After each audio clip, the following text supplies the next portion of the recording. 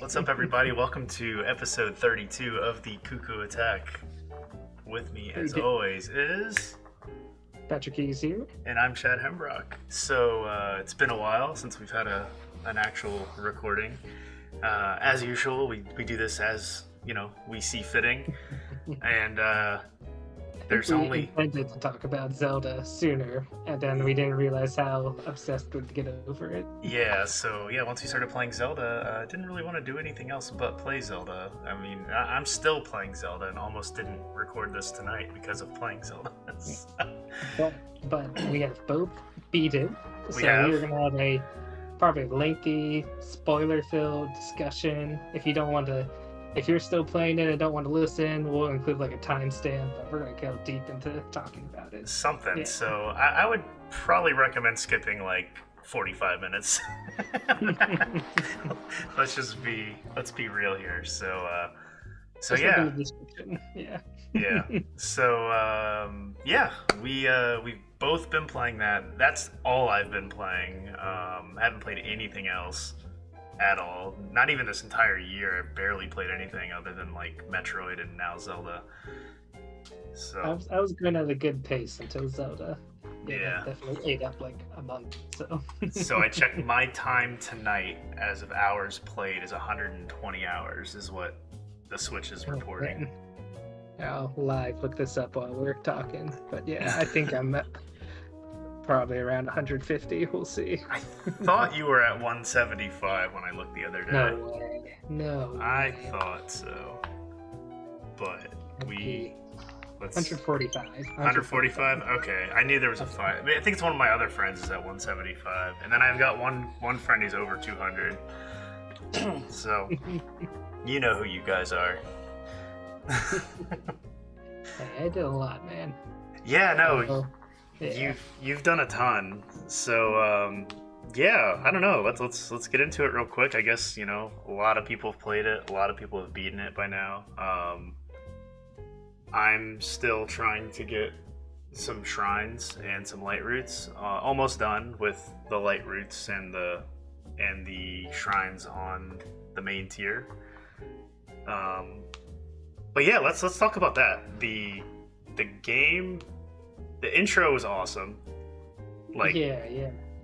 It's kind of crazy. Like my impressions as playing through this, like when it started, at first I was just kind of like, it feels very Breath of the Wild. It's hitting like all those beats. I'm like, all right, here's my Great Plateau, get my powers.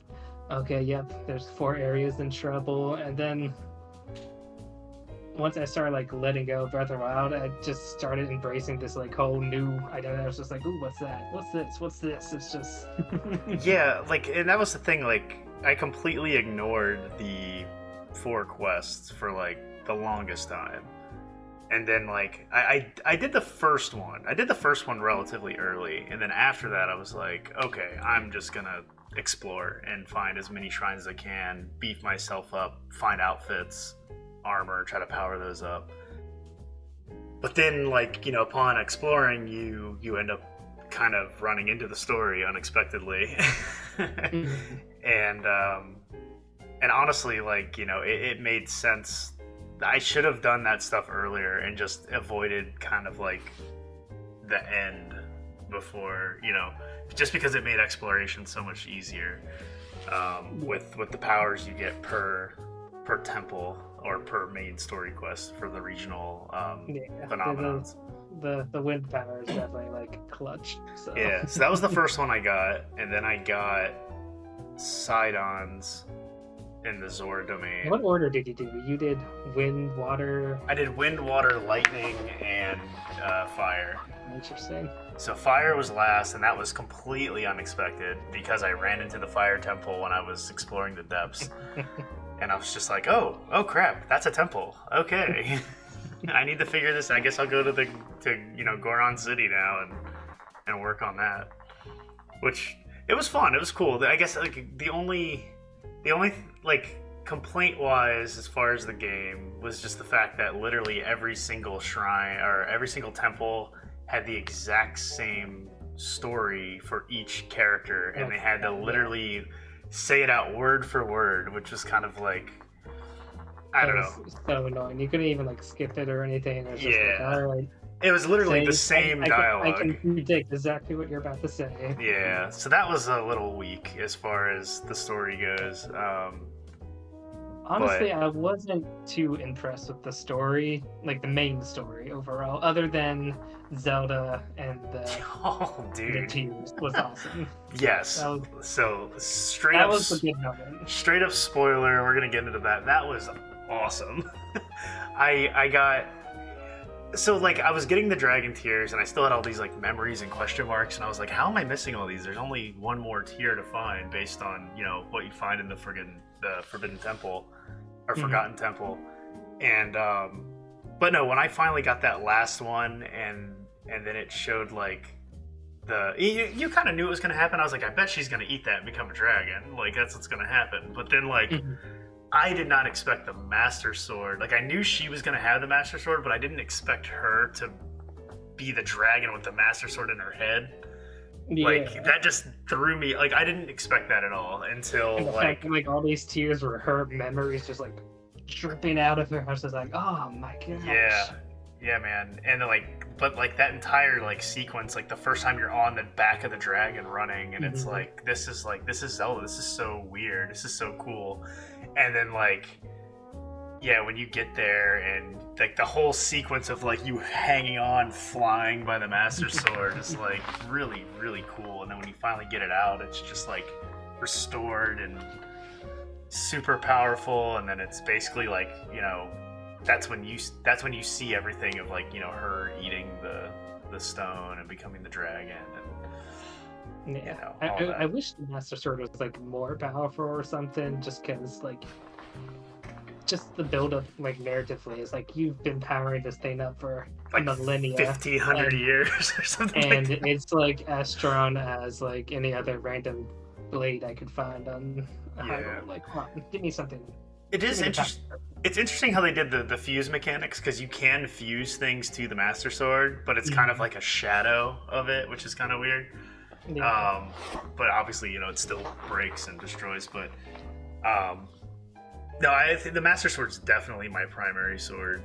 Like, I just use it until it runs out, and then I use it again. Like, I use it so that I can run out and like regenerate. Like, all right, you're my pickaxe. Go break these stones. Yeah, especially fighting like the silver level enemies. It's the quickest way, because honestly those are kind of annoying because they just take so long to like beat. Like, I'm sitting there just like hacking at these things, and I'm like, just die already, you're not hurting me. Just die.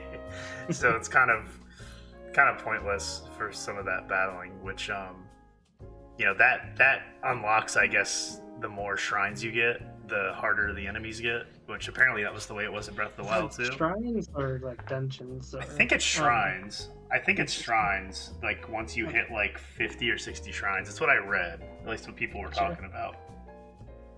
Interesting.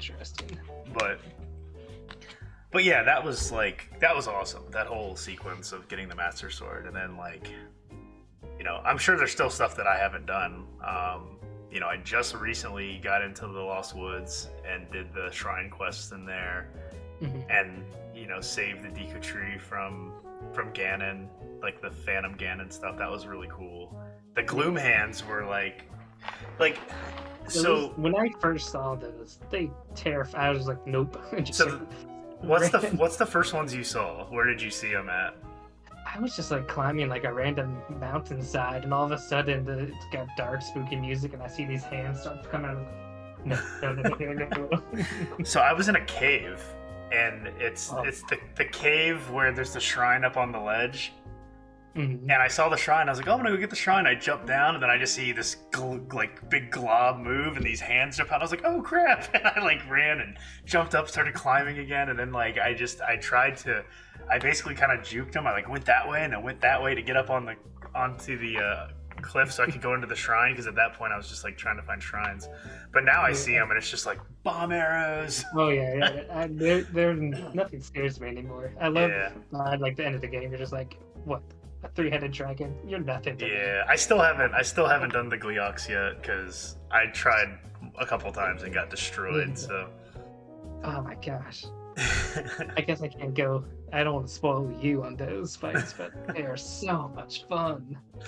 They have like these 3 different phases, and the last phase, I was just like, no, and just it felt so epic how it ended. Yeah, I'll have to try it eventually. I'm still just kind of like, I'll say the one thing. I guess we're all over the place as far as this game goes right now, but it's like, yeah, I'll start at the beginning with the intro, and then we're like, did you remember when you got the Master Sword? That was so cool. It's like, but the what was I gonna say? The whole thing with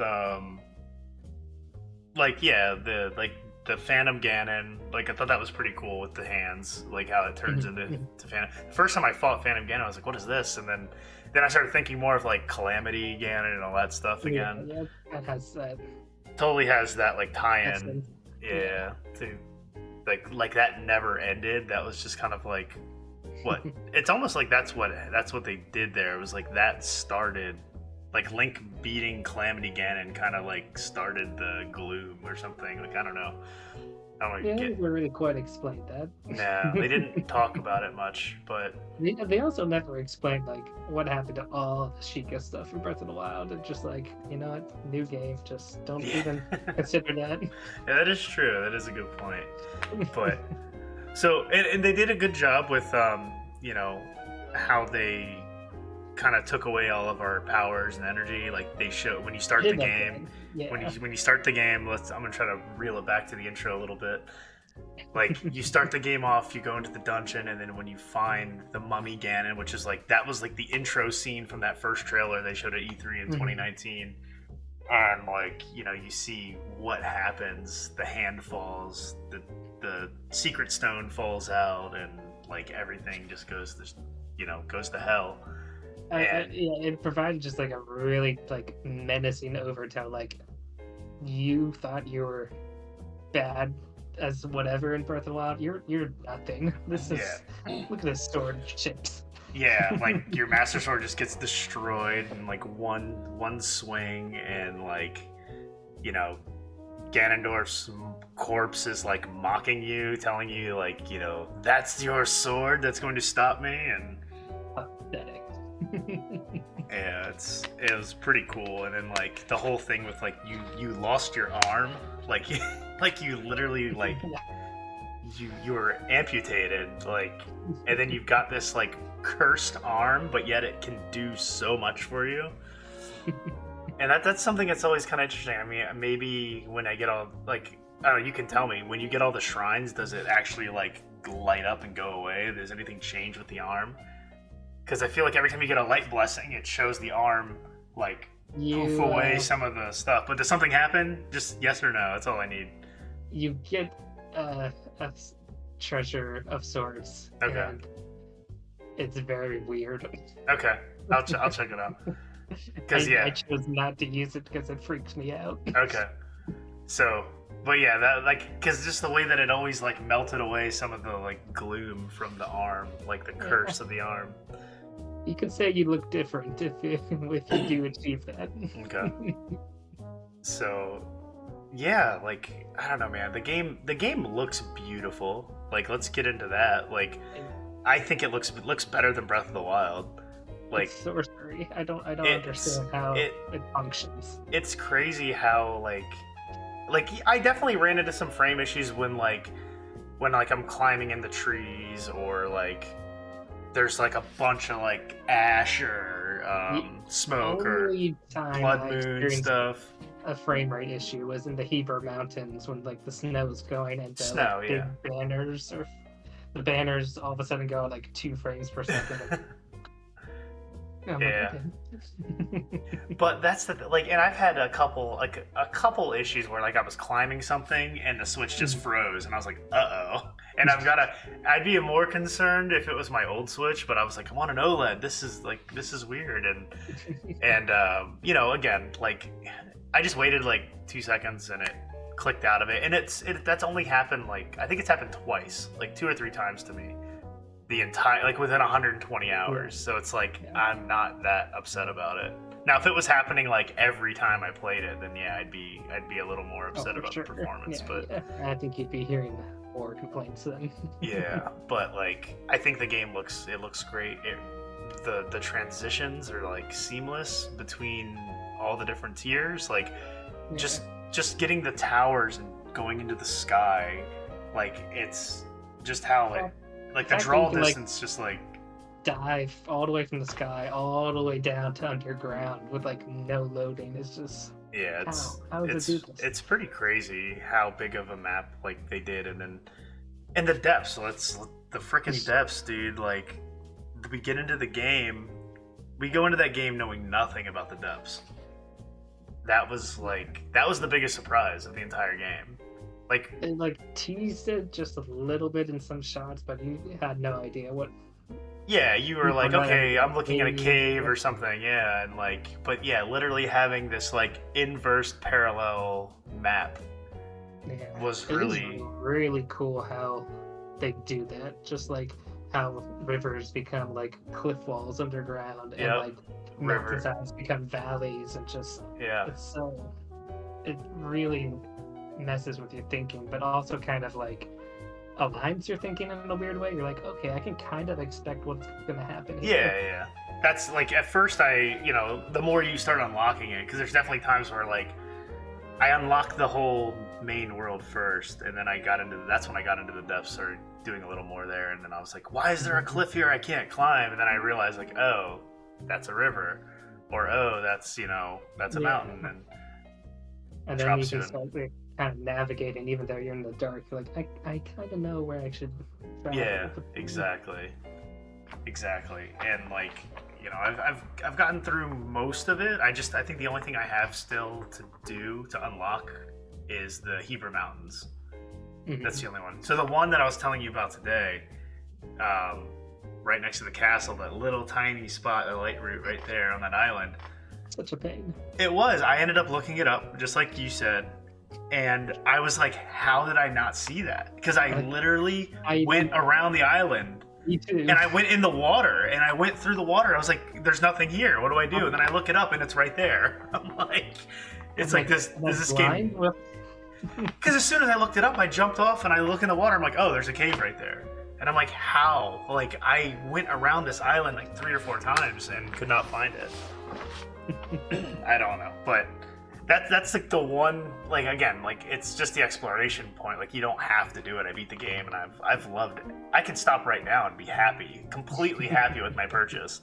But, I have to get all the shrines now. I got them all in Breath of the Wild. I have to get them all in this one. Yeah. At a minimum before I put it down. But some of the caves are annoying because, I'm just struggling because I, run around everywhere, and I'm like, where's it at? There was the only other thing I looked up in this game, so I looked up that one today, and it was stupid because I literally looked everywhere. The only other one that I looked up was the cave.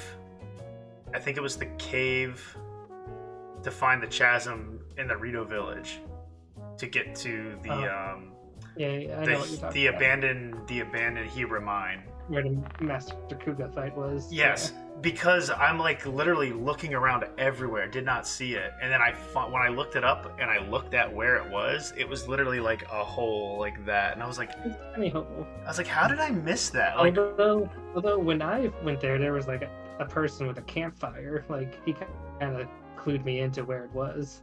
Oh, well, I didn't get that. I don't know, man. So maybe you just didn't talk to a certain person. Maybe I was trying to talk to everybody because I was like, where do I go now? And then Pero was like, you got to go to the Rito village. And I was like, okay. So I go there, and I'm like, where the hell is this cave? And I'm flying around. No, that was a different cave. There was another cave that you had to go to that I think maybe it was for a shrine or something. It was a white bird.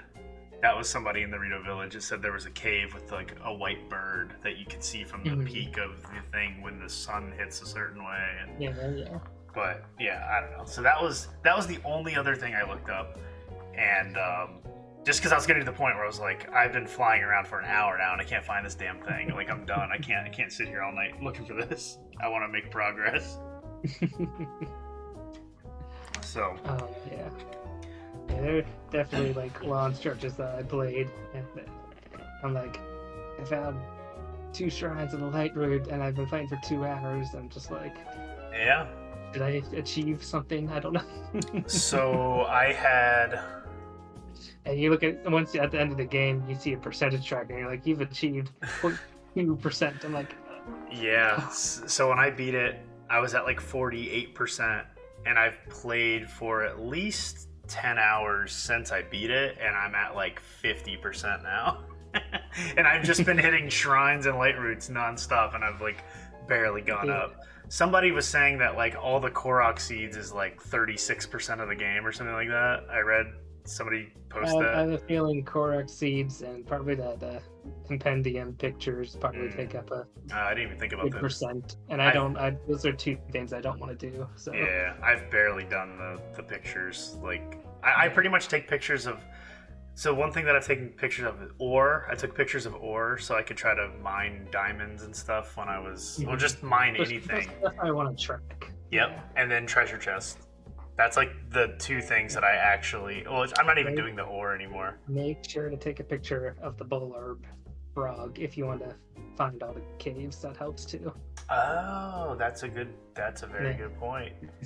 Every cave has one. Yeah, I know that. I've been getting them all. Around and just, I'll help you find the missing caves. I've been getting all the frogs. I actually got like 2 of them tonight because I found a couple shrines that were in some caves tonight before coming down here.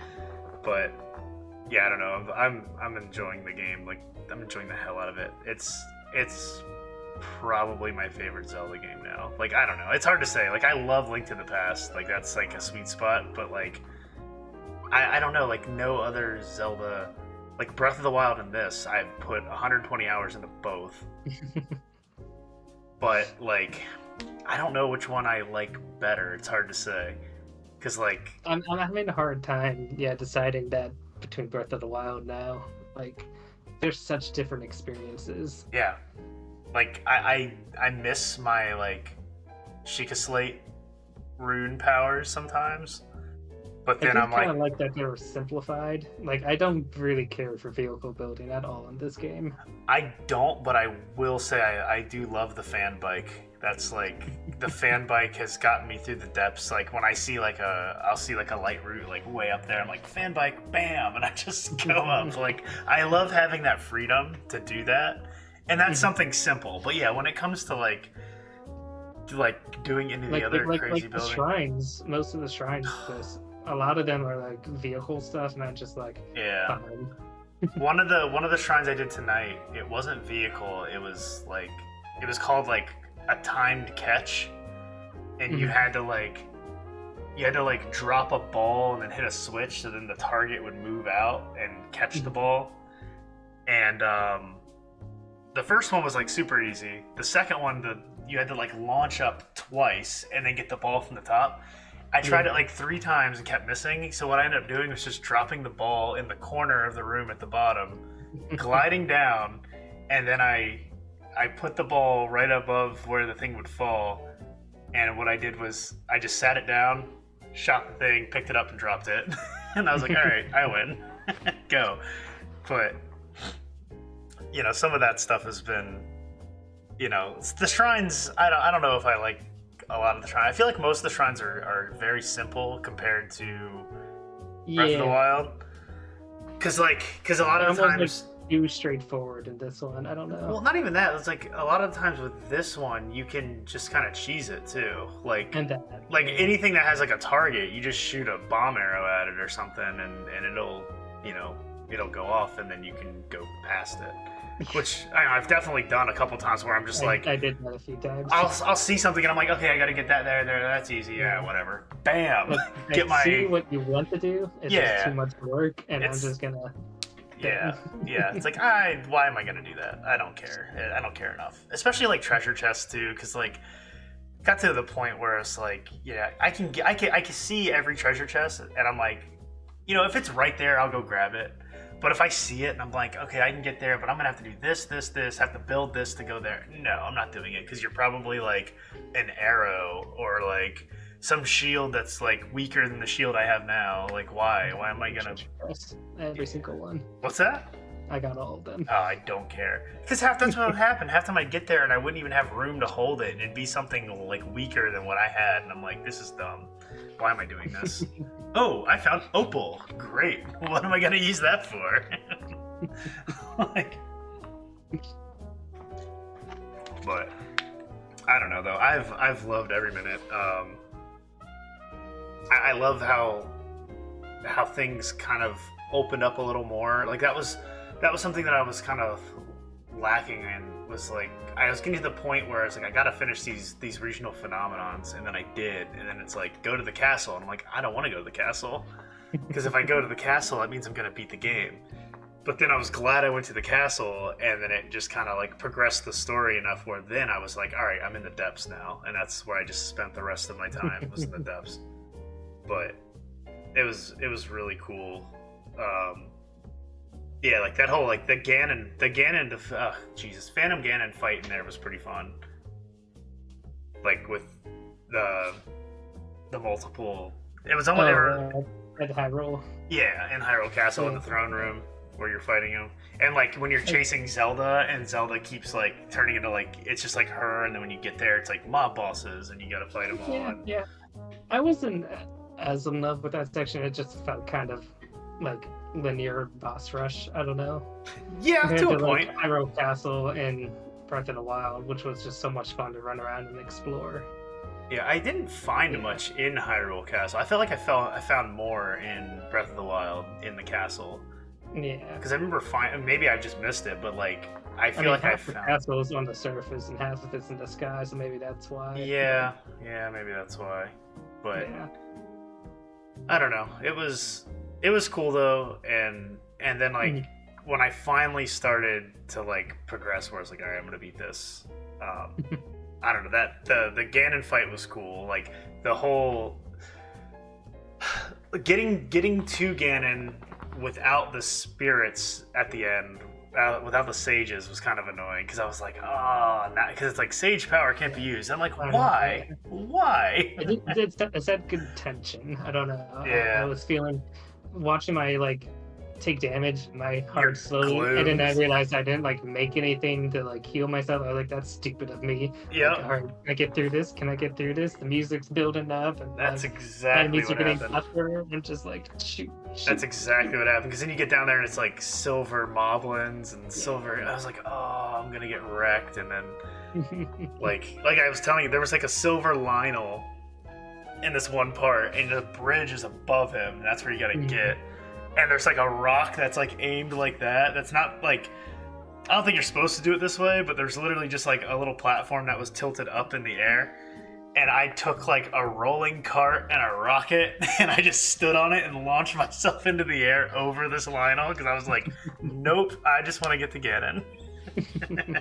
And then I got up there and like, you know, did the damage to the moblins and stuff that were up there, and finally made it. And I thought I was going to be slick, and that's what, it was so irritating. I dropped a travel medallion because I was like, I'm gonna save here, I'm gonna warp back out, I'm gonna heal, I'm gonna make all this gloom stuff, because at that point I'm like, okay, I know I need gloom. I'm like, everything's gloom when you get down there. Like, it's literally called like Gloom's, what is it, Gloom Dungeon or Gloom? Yeah, or I don't know. Whatever. Yeah, it's something like Gloom Room or something. I don't remember what it was called. But when I got into there, I was like, I need something that has Sunday lines cooked into it. Otherwise, I'm screwed. And I try to travel, and it's like, you cannot travel here. I'm like, no, I can travel everywhere. But what's annoying is that now that I've beaten the game, you can travel there now. Yeah. So I kept that just in case. Yep, I kept one there too, right at the imprisoning room is where it's at. It's like right at the top of the imprisoning room. So, but yeah, like, so I fought, you know, I did the kind of like boss rush before you get in to fight Ganon, and then all the spirits show up and they take on all the bosses. Yeah, I'm wondering, army, those were fun in the game. I don't know how many of those you did. What's that? Those like big army fights where you fight with all the Hyrule like cavalry. So I was supposed to do that. I found one. Like the first one I found, it's like, go to the caves and, you know, you can fight with them or whatever. I never went. I never went, and I just never ended up doing any more of them. Um, you saw me playing one night when I got into that big room and I was trying to cheese it to get up to the shrine inside on the island. Yeah. I did end up doing that, but that was by myself. Like, you just have to clear out all the pirate ship shows up. The big. That was a cool place, though. That was fun. It was a fun like, little pirate cave. And... Yeah, that was cool. I ended up getting that taken care of, but yeah, the whatchamacallit, what were we talking about before that? Army. Yeah, no, I was like looking forward to it. I was like, oh, cool, I'm gonna go help them out and clear out the villages and help and everything. And then like, I just completely forgot about it where it was. It was like a tent next to. Yeah. There's a couple of. I remember there's a couple of people that it's like the monster hunting squad or something like that. Yeah. Like I look at a tower. If you decide you want to do it, they can tell you like where the armies are headed. Okay. So maybe I'll go back and do this because I wanted to. I just. Yeah, that might help me too for like trying to. I think mainly the reward is just for money, but it's just fun. That would have helped because I've been blowing money left and right. Yeah. Each battle gets you like 100, and then I think you get like a big reward if you help all of them. So I'm wondering, can you?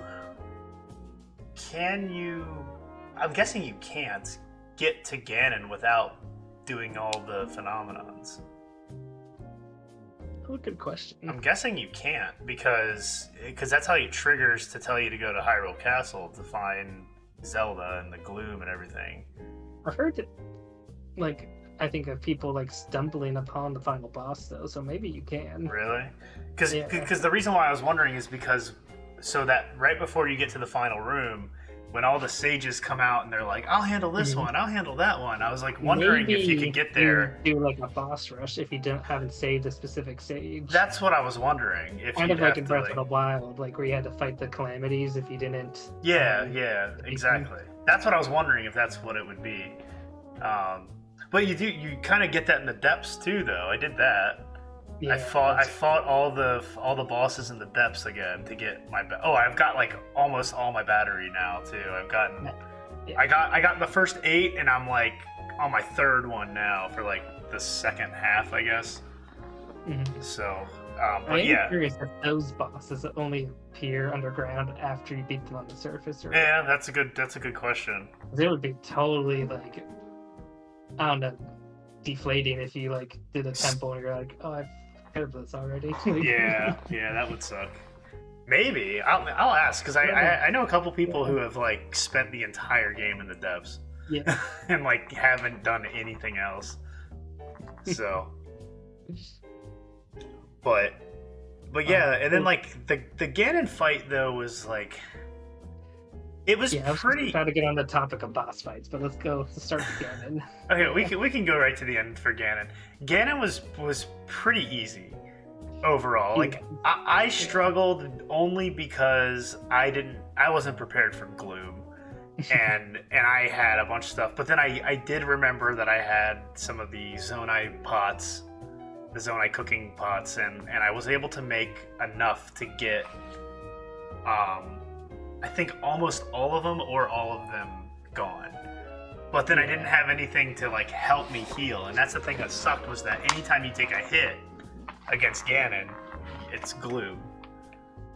So depending on how like buffed up you are with armor wise, he did like no damage to me. Like I think I took 2 hearts of damage that whole fight. Oh really? What armor were you wearing?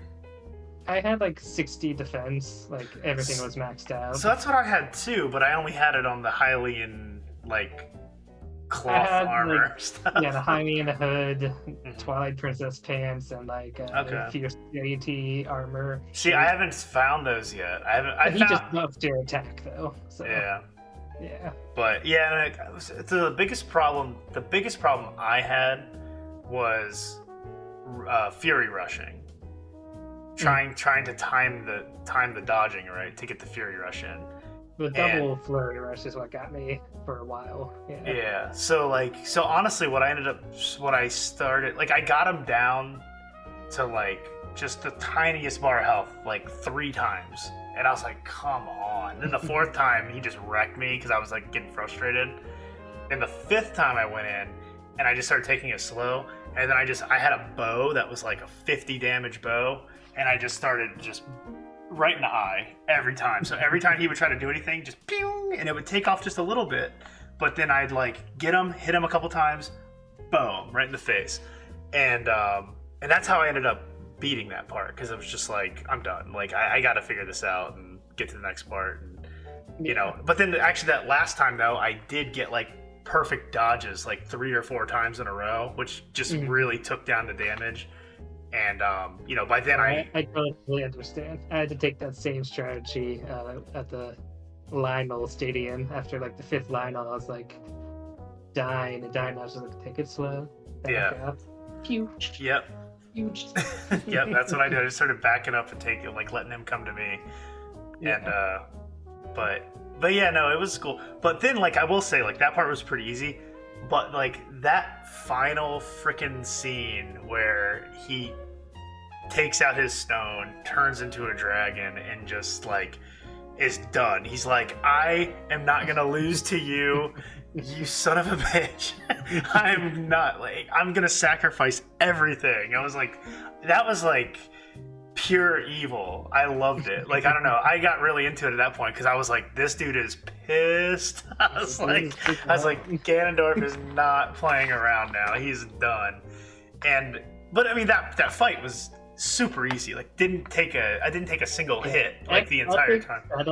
Low gameplay stakes. Sure, but I thought it was pretty awesome though. Like, you're flying over all of Hyrule, and like the whole. That was epic. Yeah, like the whole thing, and like there was. Like, what a cooler like just setting you could have. I was like thinking about it, like what if you're like a Hyrule resident and they're just like, what the hell? Like, look up and it's like this massive demon dragon that you've never seen before, because there's other dragons I'm sure you've seen, and this thing's just like angry, and then you've got like the other, you got 2 dragons fighting each other, and like, yeah, I don't know, the whole thing was cool. Like, I don't know, like then Zelda saves you at the end, and like you fly away, and then like that massive explosion was just like, I don't know, it was epic. It was so cool. I loved every bit of the ending of that game. But except for then I had to watch like 45 minutes of cutscenes until like I could get back to the game to see what happened. Yeah. But the resolution felt kind of fast to me. I don't know, it's just like, and spirit magic, you're all restored. Yeah, it would have been nice to get a little bit more of a explanation. And then they died as they fell into the lake. No. Yeah. Oh yeah, I forgot about that scene. That was cool though. Like, it was kind of like, hey, it's not over yet. She's still alive, and I like how she's literally just like limp. She's just like a rag doll flying out of the sky, and Link's like, oh crap, you gotta get her. Yeah. So I don't know. Game was awesome though. I mean. So if that was the only boss fight, I might have been mildly disappointed, but the boss fights in this game, there are some awesome other boss fights that, like, okay, you got some of the best boss fights ever. Least favorite boss outside of Ganon. Least favorite boss fight for you? Like big boss or mini bosses? Like temple boss, like main temple boss. Probably the shark. Yeah, that was the worst.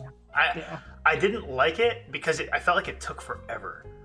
It was very time consuming. Because once he started jumping around between things, I was like, I can't aim. Like, you can't. It was impossible unless you cleaned everything up. Yeah, and there's no time. Like, you don't have enough time to do it before you. It takes forever. Yeah. So that was like, and then when you had to do it again, it was like, when I did it in the depths too, I was like, come on. Yeah. Like, that got annoying. For sure. Well, I just attached the hydrants to my robot and then just used them to clean everything up. Yeah, I guess there's that. Like, if I, used the building aspect, it probably would have been quicker. But that definitely took, like, the longest time and was the least fun. It still took a long time, too long. The Wind Temple boss, I love He's that one of my fight. favorites. Even though he's, like, easy. It's super easy. And and that's why I like the dragon fight, too, because it's very similar in that sense. Yeah. Because you've got the wind. I feel like Goldager's cooler than Ganon. I don't know why. I did his depth fight last night. Yeah. I did that Even one too. in the dark, it's cool. Yeah, that was really cool actually in the dark because I was trying to throw like gloom, so because I didn't have the light. When he appears out of his portal in the dark, it's like whoa, and it really feels so close. Because I didn't have the light route lit up yet or anything, so I was like, oh man, like, and I was trying to throw like light things while I'm like floating, and the first time I died. And the music, oh my gosh, combining with like Dragon Roost Island theme, it's just it picks up. I'm pretty sure that's what's going to be the intro music for this podcast. We'll see. But yeah, I don't know. I died the first time because I was just like, I think what happened was I never changed my armor because when I was flying to him, I flew through lava. So I had the flameproof on, which my flameproof armor was like 5. And then I got to him and I started fighting him and I like took damage and I was like, oh shit, I took bad damage there. And then so then I changed to my 60 armor. And but when I did it, I somehow ran out of stamina and I freaking fell, dude, like all the way down the valley. Like it was like the longest fall ever, and I was like, oh, this is gonna hurt so bad. The whole time I'm like hitting X, like, come on, glide, and it was just like splat, dun, dun, dun, dun, dun. And I was like, no. Quick question: how many times in the game did you skydive and then forget to use your glider and just like crash into the ground? I've done it a couple times, but not often. I think I did it more towards the beginning of the game. I did definitely like 2 or 3 times, and then I just like see a fairy come out and like, oops. Yeah, well, see, I barely had fairies in this game. I think I caught like 3. Because every time I'd see one, I'd be like, ooh, fairy, and they'd run away or disappear, and I'm like, damn it. Yeah. Or I'm like skydiving, and I'm like, ooh, that looks like water. I'm like, that's not water. Well, that was so one thing at the very beginning of the game, I was getting kind of anxious because I'd been playing Breath of the Wild, like right before Tears of the Kingdom came out. So that first night, I spent like 3 hours. I think I spent 3 or 4 hours on the main, like the Great Sky Island, doing that section. And when I would like jump, I'd see like big jumps. I'm like, okay, I can do that. And then you have 3 hearts, you hit the ground, and just ragdoll death. And I'm like, oh man, because I was so used to Breath of the Wild at this point because I'd been playing it with Brody, and I like could not wait to get my glider. So that was like one of the first things I did. I was like, I gotta just start doing the story quest so I get my glider, and then I'll just go off and do whatever. Because not having that glider is like... I did not realize, like, I had no idea when or how you got the glider, and I definitely wandered off for a bit, and I was like, I want my glider. Where is it? Yeah, I just figured I'd follow the story until I got the glider. So that's kind of how I handled it. Once I got off the island, or off the Sky Islands, because it was just like I gotta be able to float. Like I even went into a shrine. I was like, I can't beat this without my glider. I saw some people talk to Impa without the glider, and like got all the way up in the hot air balloon, and then the hot air balloon disappears, and they're like, "Oops!" I saw people like doing that. I thought it was pretty funny. Yeah, I heard those stories. Yeah, so that was definitely like I was like, yeah, I got to get the glider, and then once I got the glider, I put off so much of like the main story for the longest time. Because I think I was like 60 hours in before I did like the second shrine or the second temple. I was like, yeah, just because I was like getting there. But then I was so like I said, getting the spirit powers, the one from the Gorons, I got last, but it was the one I could have used the most because I was going through like when I was in the Gerudo Desert, going through the old prison and all the rocks. Yeah, I was swinging hammer rocks rock hammers like left and right, and I was like trying to fuse stuff just so I could break rocks. And I was like, man, this sucks. And I didn't even have Raiju yet. I didn't have Raiju yet either, so I couldn't. And then there'd be times where I'd use her to use lightning to break everything, but then I'd run out of arrows, and I'm like, come on, this sucks. So yeah, I wish I had him. Like, I wish I had Yumbo like way earlier in the game. It would have made a huge Honestly, difference. the only useless power is Sidon. It just Pretty feels like, much outside of that shark attack one, yeah. like there's. I actually forgot I had him because he's the only one I don't keep out at all times. And like when I was fighting it in the depths, I was like, what do I do? And I was like, oh yeah, Sidon. And I was like, how do I hurt him? Oh yeah, I have a water one. So I had to get him out again and start using his power. But I don't know. This game it somehow lived up to all the hype that it had for it. And I remember going into the game before they showed that final trailer, it was kind of like, I don't know what they're gonna do with this. Like, this just seems like Breath of the Wild. Like, what else do you do? And it's like, now there's some sky islands, and even in like the sky, like I've barely been in the sky. I don't really care about the sky at this point in the game. Like, even still, 120 hours in, I feel like I liked what I did to get to like the Wind Temple and to get to Sidon, like to the Water Temple. I thought it was really neat, really cool how you traverse everything, and like you kind of have puzzles to get to different spots. And there's definitely like some sky areas that are very cool and interesting. Like the Wind Temple or the Thundercloud Islands were cool. Yeah. But then there's others that start to feel kind of copy, like cookie cutter, just here's your launching platform and gotcha machine. Or there's just like a big platform here, and there's like, okay, there's a flux, like the big flux block monster. You can just look at the map like flux. Over yeah, you can tell which ones are like battle arenas and stuff like that. So I don't know. The sky I think is weak, but Depths is cool. I liked it a lot. I'm still finishing it up, but like I don't know. I like being able to just go into those fights and like right now I'm still like I'm just picking up all the Zonite I can as I go through, and then I'm trying to just I've got the treasure chest on my sensor, so I'm just going through, and like if a sensor goes off, I'm like bam, but then I look at the map and I can see like where there's like ruins and stuff, and I'm like okay, and as soon as I get there I know there's a chest, and like although if you explore the Sky Islands, there's a whole bunch of like old treasure maps that help you find treasures in the depths. Yeah. But I feel like it's, what I'm doing is pretty... For the most part, you can find them yourself. Yeah. But there's a few that are just like random. But yeah. It'd probably be hard to find without a map. Sure. I've gotten 4. I think I've got like 4 of those. 4 or 5 of those so far. Yeah. For there. But I don't know. They did it. They did a great game, man. I don't know.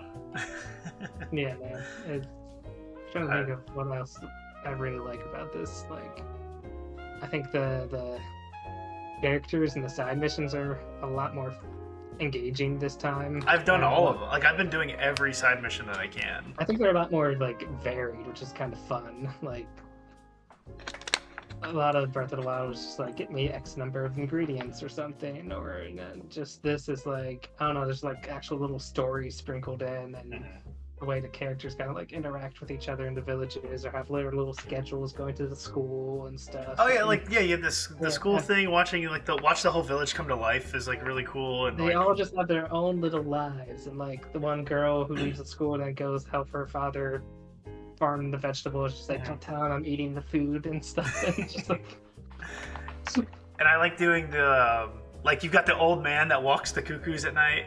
Like, and I love the Hanto village or whatever, with the whole like mayor side quest thing you have to do. I thought that was cool. Like, you're going around, you're just like trying to swing elections. And... Like, I love the little Gerudo town and the little Gerudo kids learning bows.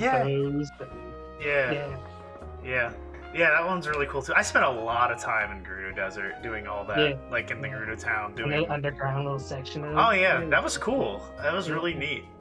And how like you had to find like this, the girl's mom was in like a secret forbidden like shop, and you had to find her based on like the map she had drawn on the wall, and little, I don't know. They did a really good job with that game. And then like those little orbs, and like you couldn't get them until you like got everyone out of there, so you could start getting those pieces. And I don't know, the game like Just so well done. Lots of better enemy variety. I love that there's like so many more types of enemies. It just makes it get less repetitive. Yeah, for sure. Just moments of surprise. There was one moment where I don't know if you've come across a well with like gloom coming out of it. I don't think so. Yeah, and I was just like, that looks like a scary well. Let's go look inside. And so I go inside, and all of a sudden, it's not just a well. It goes all the way down to the depths. I'm like, well. Oh, really? Yeah. Okay, no, I have not seen those yet. That's cool. And so it's so many moments like that in this game. It's really impressive. The wells are cool. I like the wells because that's like it reminds me of the caves in Ocarina of Time. Yeah, where it's just like a little black hole and you fall into it, and you know, but instead of having to do the whole like sequence of it, like drawing it out and coming back, it's like no, you just ascend through the ceiling and I'm out. So I wish Ascend worked a little farther, but I guess that's kind of how they keep you in line. Yeah, they gotta draw the line somewhere. Yeah, because there's definitely times where I'm like, I just want to go there. I don't want to have to, and then but I'll stack boxes up and then climb on the box and then do it, and I'm like, all right. There's one blueprint you eventually get called scaffolding. Yep, I got that. Okay, yeah, that's your instant ascend. yeah, I got that because I got it from the it's one of the EGA schematics. I'm pretty sure. Robot people, yeah. Yeah. But yeah, I don't know. The whole I could talk about this game forever. So yeah, that was about 45 minutes of discussion on that game. Yes. But it can keep going. I'm sure we'll talk more once Chad's thought of Gleeok, because I want to hear his impression. Yeah, well, King Gleeok too. Don't just settle for a regular Gleeok. Well, here's warm up. So the first Gleeok I tried to fight was the first one was the electric Gleeok in the Coliseum. Oh, yeah. I saw it and I was like, uh-oh. And then it just went dun dun dun dun dun dun, and he gets up and I'm like, oh shit. And I try to run away and it's just like electric. Yeah. And I was like causes like a thunderstorm too. Yeah, because a thunderstorm, because then all my gear started flashing. I'm like, what do I do? I'm screwed. So that was the first time. I got a yellow game over screen on that one. Yeah. And then the other one was the Frost Gleeok that's out in the Hebra. Tabantha. It's where you got to find the gold horse. Okay. So I go out there and I see him. I'm like, I'm gonna have to fight the freaking Gleeok to get the horse. That's my first thing I thought. So I tried, and then he got wrecked. I think I did one hit on him, and he just saw me, and I kept hiding behind this rock, and I was like, don't see me. And then I try to run, and then it just comes flying after me. I'm like, oh no. But then I found out the horse was just go west, just go more east. And your distance. Yeah, I just kept my distance and found the horse and got it back, and was like, all right, I'm good. But and then I did try the one. You can avoid Gleeoks this whole game until you're ready. Yeah, I tried doing the one. Navigation. Yeah. I tried doing the one on the Hylian Bridge, and I ended up in the bottom of the water because I tried to fight it, and then I jumped to the side, and he just fell down. I was like, damn it. That one actually, I did take off some damage on that one, not much, because that was when I first That's when I kept hearing people talk about it with fighting, and it was use the Keese eyes, and I was like, okay, that makes sense, because I never, did that. I didn't actually ever do that. So that's what I did. I hit him. I immediately saw him. Keese eye, bam, got him, and he fell down. And I started hacking him, and I was like, all right, cool. That's how I'm gonna do it. Yeah. And then it just destroyed me after that. And then I jumped off the bridge. So instead of doing Keese, I was always trying to get jump off of something and then do slow motion. Yeah. I did a lot of that. Yeah. Against I was doing that against not with Ganon. No, I did do it with Ganon a little bit. I did that today with Phantom Ganon because I shot bomb arrows at the hands, which set the field on fire, and then made a draft. Yeah. So I floated up in the air, and then as Phantom Ganon came out, I just started bomb arrowing him right in the face. And then like he was dead before I landed, and then I was like, "Give me that demon bow, please." It was so good. The slow motion, just pummeling. Yeah, the slow motion's awesome. And that's Oh, that was the other thing. I did look up another thing. That damn the Wind Temple. Oh yeah. One of the Water Temple. Was that Water Temple? The spinning block on top. Yeah. Dude, that was the most frustrating thing in the world. Because I was like, I look it up, and even the guy looking it up was like, we just shot at it randomly and we won. And I had no arrows, so I had no choice. I was like, I'm not leaving and getting arrows and coming back. Yeah, that's funny because I also just shot it twice and was successful. Yeah, and then like I read and it's like, go into slow motion. I was like, of course. Why didn't I try that? Like, So yeah, going into slow motion was the key to that one, and it was like I felt so stupid after that. That was the one that I was like, I looked this up, really? Come on, Chad, idiot. Like the other ones, it's like, no, I searched high and low, and it's still there when I looked there. Come on, like those pissed me off, but it only appeared because you looked it up. Basically, it's what I felt like. But yeah. All right. So shall we move on from our completely unorganized Zelda discussion? Lots of stuff. Just random Zelda thoughts all over the place. Yeah. Like, I mean, the summary. The game is awesome. That's the summary. It's very fun. It's worth my $130 I paid for the collector's edition. It's definitely around as good as Breath of the Wild. Debating which is the best, but as good is achievement. Yeah, for sure. It's nuts. Because I've played 120 hours of Breath of the Wild. That's all I played for Breath of the Wild. But this one, I'm 120 hours now, and I still have like at least 60 things to go find. Still at this point, so this game to me is like the Mario Galaxy 2 of Breath of the Wild. It's just more of a good thing. Yeah. So all right. So go on if you have any other games to talk about. I can mention two other games before Tears of the Kingdom took over my life. One was because they were doing on NSO like a free week trial of this game. Basically, they gave you the full game for free. The Cadence of Hyrule. Mm-hmm. And I actually ended up buying it to play the rest of it because I enjoyed it enough. They got you. They did. So I have that game. I got a physical copy of it. Yeah. I can't get into it. I tried like multiple times to get into it, and I like it. Yeah. I loved it. It was so good. I wanted to I love the music. I think the music's awesome. But the music and the sound design are like pitch perfect. Oh, it's great. Captured nostalgia so well. Yeah. No, I loved it. Like just hearing all the beats and stuff as you're going through, I'm like, yeah, this is cool. But then I'm like, and I'm dead. And I'm dead. And this sucks. And I don't want to play this anymore.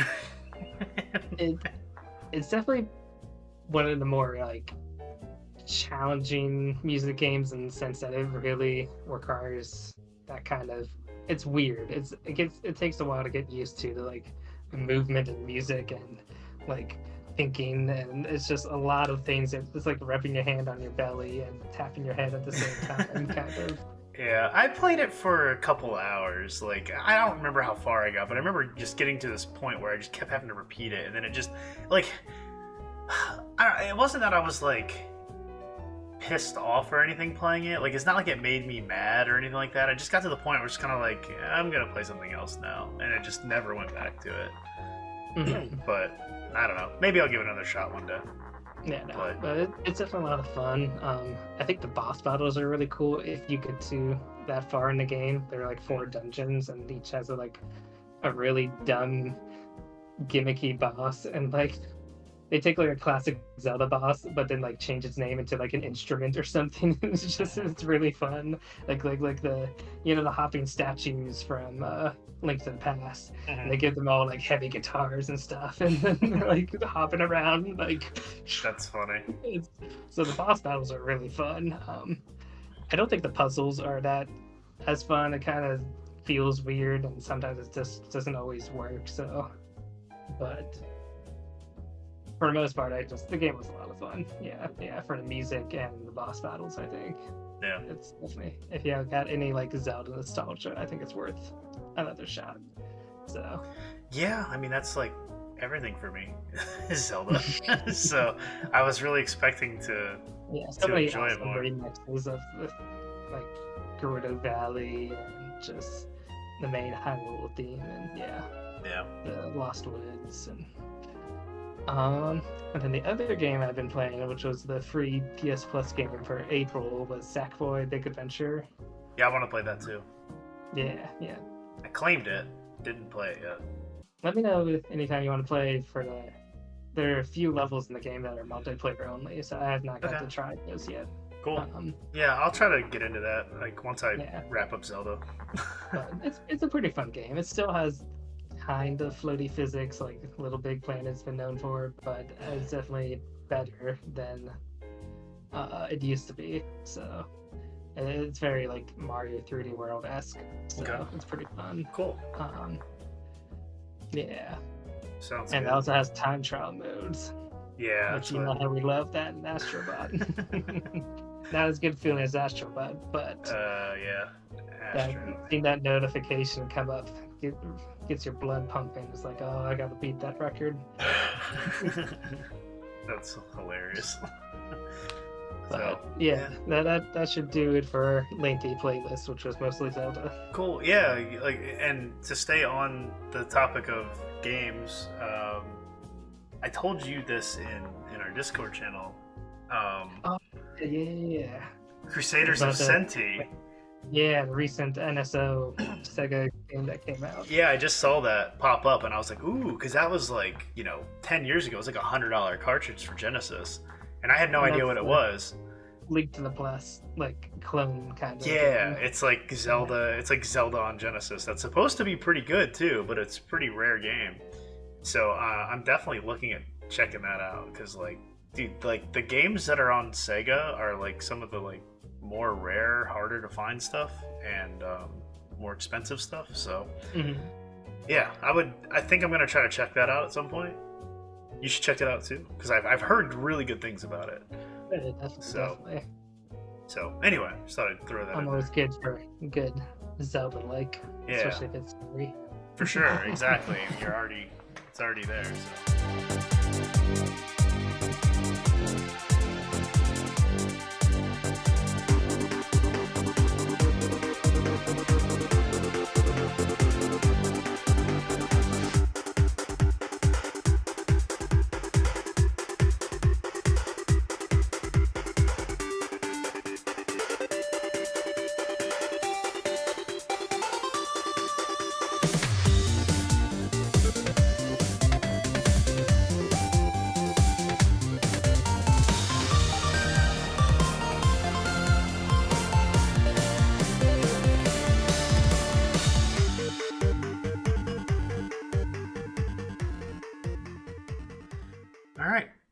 I guess we can jump into the fantasy updates now. Yes, time for Fantasy Critic update. Update. We need a little sound cue button. But let's start with our E3 betting special we made our bets, and it's almost the end of the month. I don't think there's any more surprise showcases. I don't think Valve's going to announce anything tomorrow, so we can announce the results and the winner. Let me pull that up here. Yes. Should I go through what each of the categories were, or just the overall winner? Just the overall at this point, yeah. Well, I'll announce how everyone did. So in fourth place was our newcomer wild card, Misaki. Everyone surprisingly made a profit this year. Came out with more e-bucks than they left with, which is the first for our league. So I'm always in last in these things. So we were smart this year. We actually were able to read the bets pretty well. Yeah. But so he got in fourth place with 1,700 e-bucks, which is pretty close, not too far off from what the winner is here. Third place was Chad of Banana and I Donko with just about 1996 E-Bucks. Yeah, good year. Not bad. And then Sadish got 2013 E-Bucks. Yeah, we were very close. Yeah, we were like $50 off from each other. Pretty crazy. And in first place was myself of Capcom with 2,200. Yeah, and your big thing was that Mortal Kombat bet. Mortal Kombat and PlayStation. Yeah, were definitely the big bets. Yeah. Although McNulty was right in that if he had bet more into Mario, he would have profited big. Yeah. Yeah, I did not realize the odds for that were. What was the thing for Mario? What were we saying? A new mainline Mario game is revealed, 2D or 3D, featuring a distinctive new art style. It checked the box. It did, and it was only a 26% odds of that happening. Yeah. That would have been big. Yeah, because we went into it like it's either gonna be like just be like Odyssey 2 or something. Like we weren't, or like a new Super Mario Brothers. None of us believed in the art style, even if, let alone a Mario coming. So yeah, that's funny. That is. So that means Capcom gets the golden ticket. At the end of June, I'll be able to drop one game unconditionally, other than it can't be counterpicked. So you have that game. You have that one game that like went negative too, man. Yeah. I'm thinking I'm gonna drop that probably like right away. I was thinking about holding on to it in case Liza P did bad, but I think the risk of losing out another game that someone else could pick up sooner is greater than Liza P doing bad. I think it's the buzz on Liza P is pretty good now, so I'm not going to worry about that. I know nothing about that game. I haven't paid any attention to it at all. That's the Dark Souls-like game, or Bloodborne-like game. That's Pinocchio. Yeah, I know what it is. I just haven't looked at anything regarding it.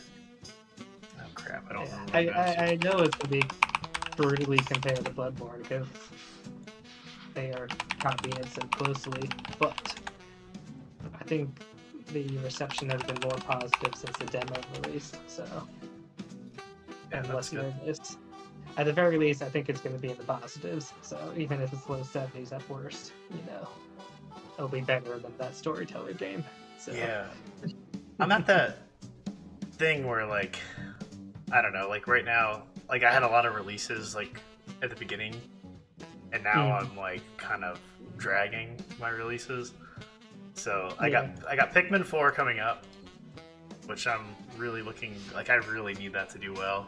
But I mean, honestly, you need to take Sadish down a peg. At this point, I think like Sadish is almost a lock.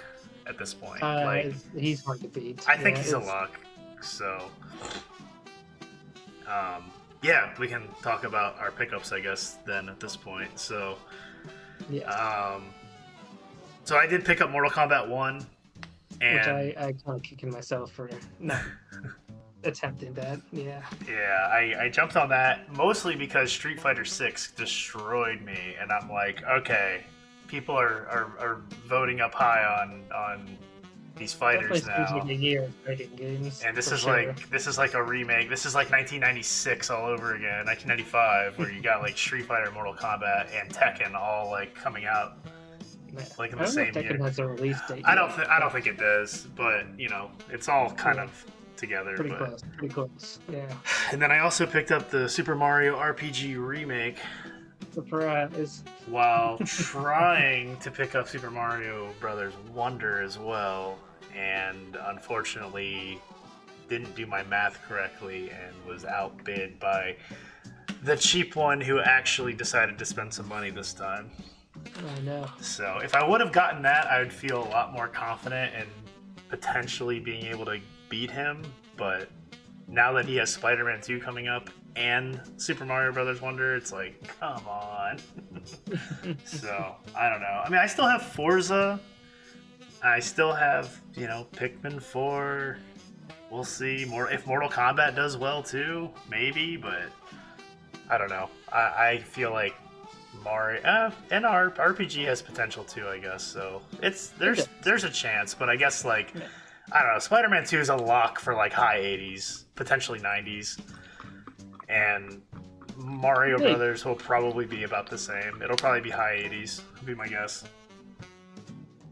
I have a feeling this Mario is going to be special, man. It looks so good. Yeah. I don't know. I can't say it looks good because like they didn't really show anything. Like I see people like freaking out about it, like, oh, it looks so good. So much. You think so? I don't think so. Man. They showed the pipes going all trippy. They showed an elephant power up, and that was it. That's all I really got out of it, man. Like I don't know. I don't feel like I got much out of it where I'm like, oh, this game's gonna be amazing. It's like, yeah, it's a Mario game. I'll play it. It looks weird. It's cool. But I don't know. We'll see. We'll see how it goes. All right. What other pickups did we have though? With Wildcard Kasaki, we got Gyuden Chronicle 100 Heroes. I have no clue what that game is, so good for you. Persona 5 Tactica. That's probably a pretty good pickup. I thought about picking up that, or his second pickup here, Star Ocean. The second story are definitely very Lava Live vibes with that. Yeah, Star Ocean's a pretty popular RPG series, and I was kind of tempted to grab that as well, but only having a handful of slots left there, I was trying not to. Be a little more selective now. Especially with Mario RPG and Mortal Kombat 1. And I wasn't even thinking about getting Mario RPG, honestly. I was like all in on Wonder, and then I was like, but then Patrick's gonna get it, so I gotta try to get both. Somebody's gotta stop me. You both stop me, you jerks. But I did get Cocoon, although I don't think anyone was fighting me for it, but I'm super happy for it. Yeah, and it got a release date today, so it is coming out this year. There you go. Locked in. Dude, makers of Limbo Inside. Yeah. And it's getting a lot of buzz from Summer Game Fest. Apparently it's like the best indie game of Summer Game Fest, people are saying. Nice. So, this is me desperately fighting, trying to crawl. Any chance to come back with this is not going to happen. But yeah, it's going to be tough. And Sadish had his F123 game, which didn't do as well as he wanted to. Yeah, he's had some questionable pickups here. He's got the Bomb Rush Cyberpunk. I was kind of shocked he grabbed that. I almost grabbed it, but again, I started kind of holding off because I was like, Nintendo hasn't done their thing yet. I'm going to wait. Yeah. And then he grabbed it, and I was kind of shocked. But it feels like a coin flip for me. I don't know. I have a feeling it's going to like be like 70s. That's anytime what I'm people feeling. try to like remake a niche genre or something, it's like really hit or miss. Yeah, for sure. So I don't know. We'll see how that one goes. But yeah, then he got Mario Wonder. Of course, he got Wonder, which was like, ugh, and he got it by like $6 because I just didn't. I should have bet more. I didn't expect him to actually bet more than that. But yeah. He just wanted to make sure to beat me, I think. Pretty much. It's like whatever Patrick's max budget is, make sure. Yeah. So. But yeah, that's everything we picked up. And then real quick, games that recently released, since it's been a while, Redfall. Yeah, that didn't do too well. Surprisingly got a 57, so that was negative 11.5 points.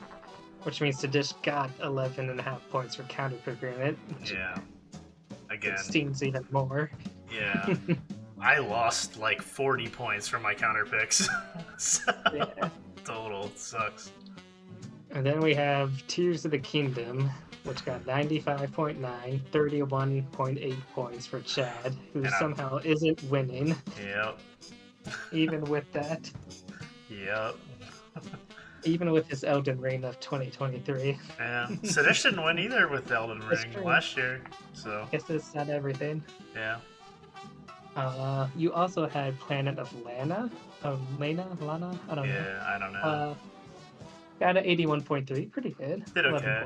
Yeah. System Shock was my next one, which was not very good. I kind of picked that up based on reviews of the old one and the hype for the remake, and 6 points, not Yeah. not good. Didn't do I'm glad you picked it up because I was tempted. So. And then the killer here is the Street Fighter 6 that came out with a 91.8, which is just... That's probably the worst counter pick of the season. Yeah, but at the time though, man, I didn't know what to counter pick because it was like such a hard decision having an extra player this year. Flustered. And I was like, man, what do I counter pick? And then I was like, you know what? Street Fighter has been so hit or miss lately. Like, it's been like 4 and 5 have never been like that. Yeah, 5 was pretty brutally reviewed. Yeah, so I did not expect it to be like this amazing thing until I counter pick it, and then every single time they talked about it afterwards, like the hype was just getting higher and higher and higher. The sweat drops starting rolling down. Pretty much. So, yeah, that bit me. That wasn't good. Yeah. And then Diablo 4's got an 88.4, so I finally broke the 85 stratosphere. But I'm still somewhat disappointed because everyone else has a 90+ game, and except for me. I was hoping that would be one. You'll get it with Cocoon, right? I'm hoping, man. That's gonna be goat material, Yeah.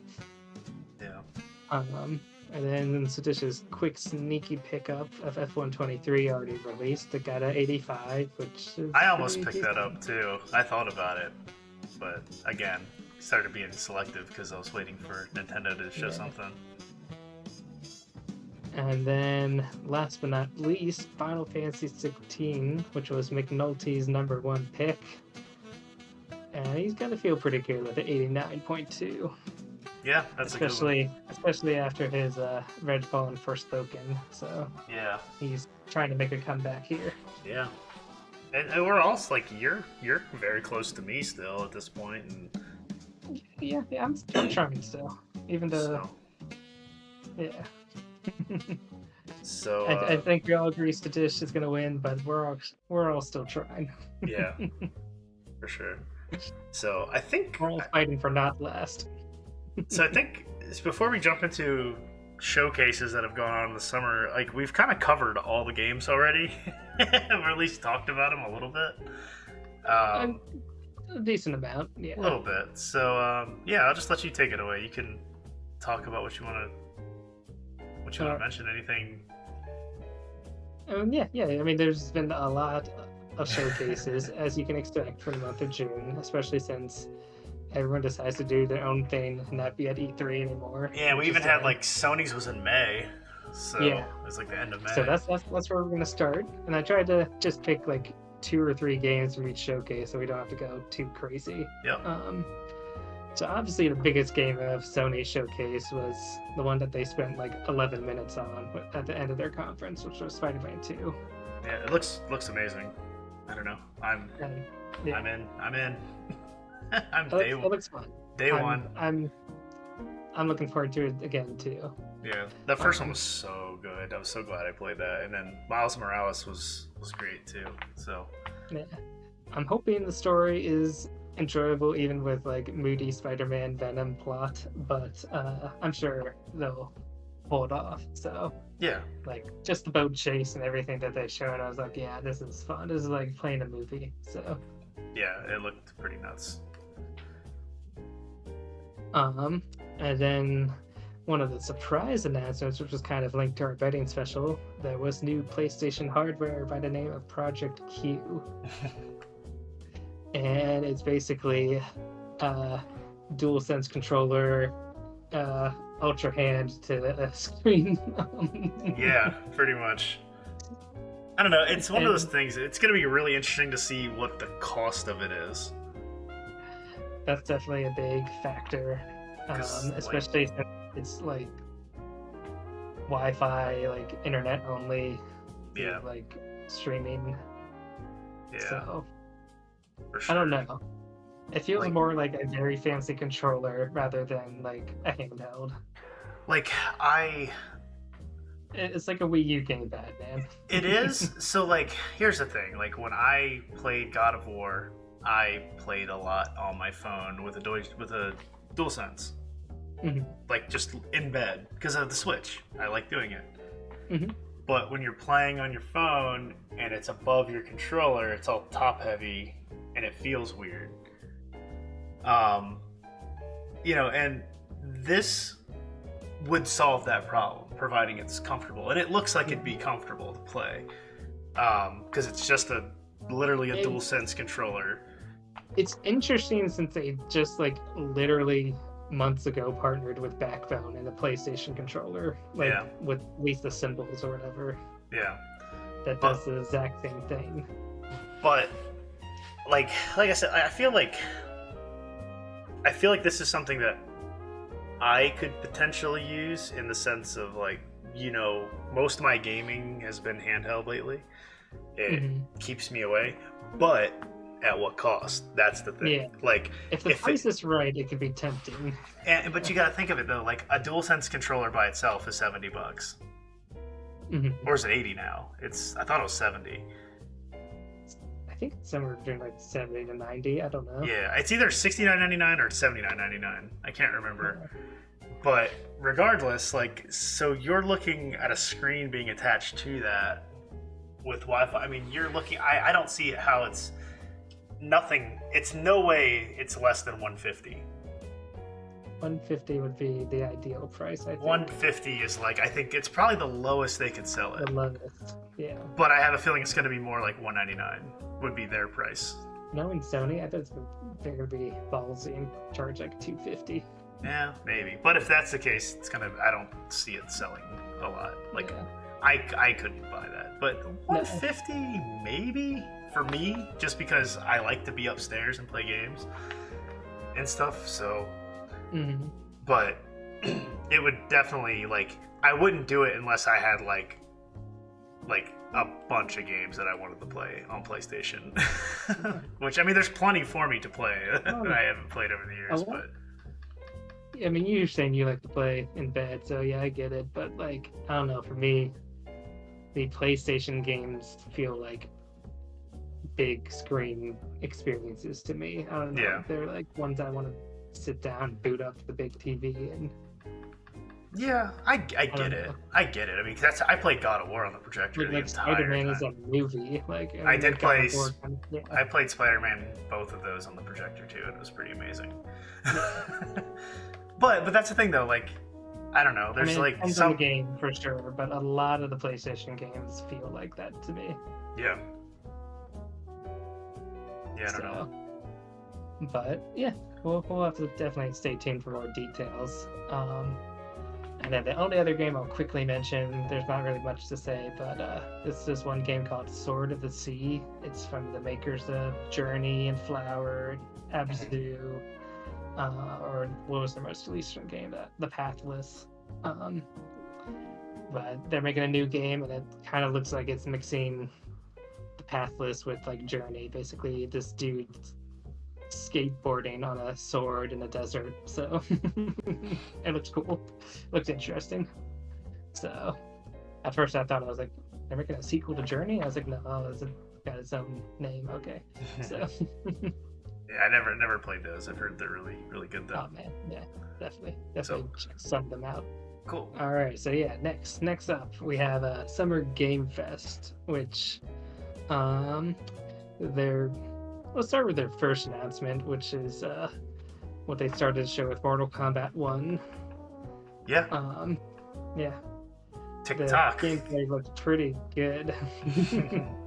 That's what made me envious of not picking up in Fantasy sooner, because I was waiting to see the gameplay, but Chad preemptively knew that it was going to be good and picked it up. I picked it up just because of Street Fighter 6. That's the only reason I grabbed that. Cause like, it's gonna be big. Everyone's excited. It's like another reboot of the franchise, and they all seem to do pretty well. Like Mortal Kombat seemed to have a better track record than Street Fighter has over the years. I mean, granted, this is like Mortal Kombat 12 technically, when like Street Fighter's on 6, so there's been twice as many of them to come out. Lots of iteration. Yeah, and reboots and stuff like that. I was just impressed, like how seamless like the fighting was between like loading screen and fighting, and then they introduced like this partner system, which was pretty cool and stuff. And I think they called it like cameos with a K, of course. So. I actually never watched it. I never watched that video because I missed that press conference. Well, you should check it out. So yeah. I never watched it. I think I turned on that conference right when the next game on our list, Sonic Superstars, started showing. So yeah, and boy was it like violent, bloody. You know, I might not even bother editing this podcast for swears, because if I play this footage, you know, it's already for mature audiences now. So yeah, that is true. But yeah, check it out. But yeah, Sonic Superstars was also a surprise. Looks cool. Like, it looks cool. It's from this. I think it's from the same people that did the whatchamacallit? The Sonic Mania stuff. Sonic Mania. It's not. It's not? Unfortunately. No. Oh no, you're right. What did they're doing something else. What the hell are they doing? That wasn't a Nintendo Direct, and it's that like Yo-Yo. Yeah, that's the same people that did Balan Wonderworld. I think Balan Wonderworld are doing they were the same ones that did it. Oh no, it's so they're okay. Yeah. Sonic Superstars. Yes. They're doing Sonic Superstars. So, something like that. We'll see how it turns out. Yeah. It looks cool. Like, I mean, I've I grew up with Genesis, and it's hard to mess up when you're playing close to like the nostalgia, like just play close to the chest, and like I think it looks cool. Like it's kind of like the new Mario Brothers of Sonic. I was about to say, so with that new like 3D render, kind of just like the 2D 3D pixel art, or sprite art, or it's not sprites models, but you know what I mean. It's something about it just looks a little bit cheap in how they make 3D models, but it's not bad. But I'll probably check it out if the price is right. I think it's it's $50. They'll go on sale so fast. Like, I'm sure. It's not a Nintendo game, so as long as I don't get it on Switch, I'll get it cheap. So but yeah, it's a cool announcement though. Fun surprise.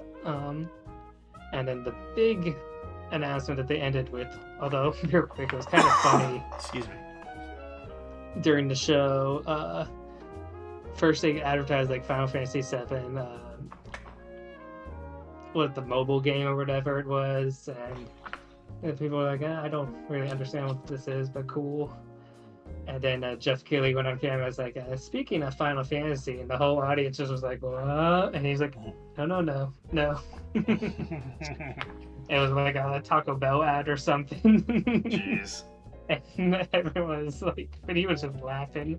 I think it was because he knew, like, don't worry, I got this in the pocket for the end. Yeah. But Final Fantasy VII Rebirth, they showed. And, I mean, it's definitely gets me a little hyped. I'm most excited because they showed like some battle stuff that looks like dual tech kind of combo moves, almost like Chrono Trigger-esque. I'm like, ooh, yes, do more of that. Yeah. I was really hoping that this like rumored game. And icing on the top was that it's coming out next year, so I've locked Sedition to 0 points for that at least. Yeah, that helps, because if that would have came out too, there'd be no chance. Like, then we've lost. Yeah, we're done. Just let's call it now. Yeah. Done and done. So. Yeah, I still need to beat the first one. You do. I haven't done anything since like. I want to play Crisis Core 2 at some point. If I can squeeze that in. Yeah. So. Yeah. Well, you finished Zelda already, so you have plenty of time to play games now. I do. Yes. Although I would need to buy that one still. So. And then right after Summer Game Fest was the more indie-focused showcase called Day of the Devs, which actually had a lot of my, I think, most interesting games of June. So I wanted to highlight 3 here.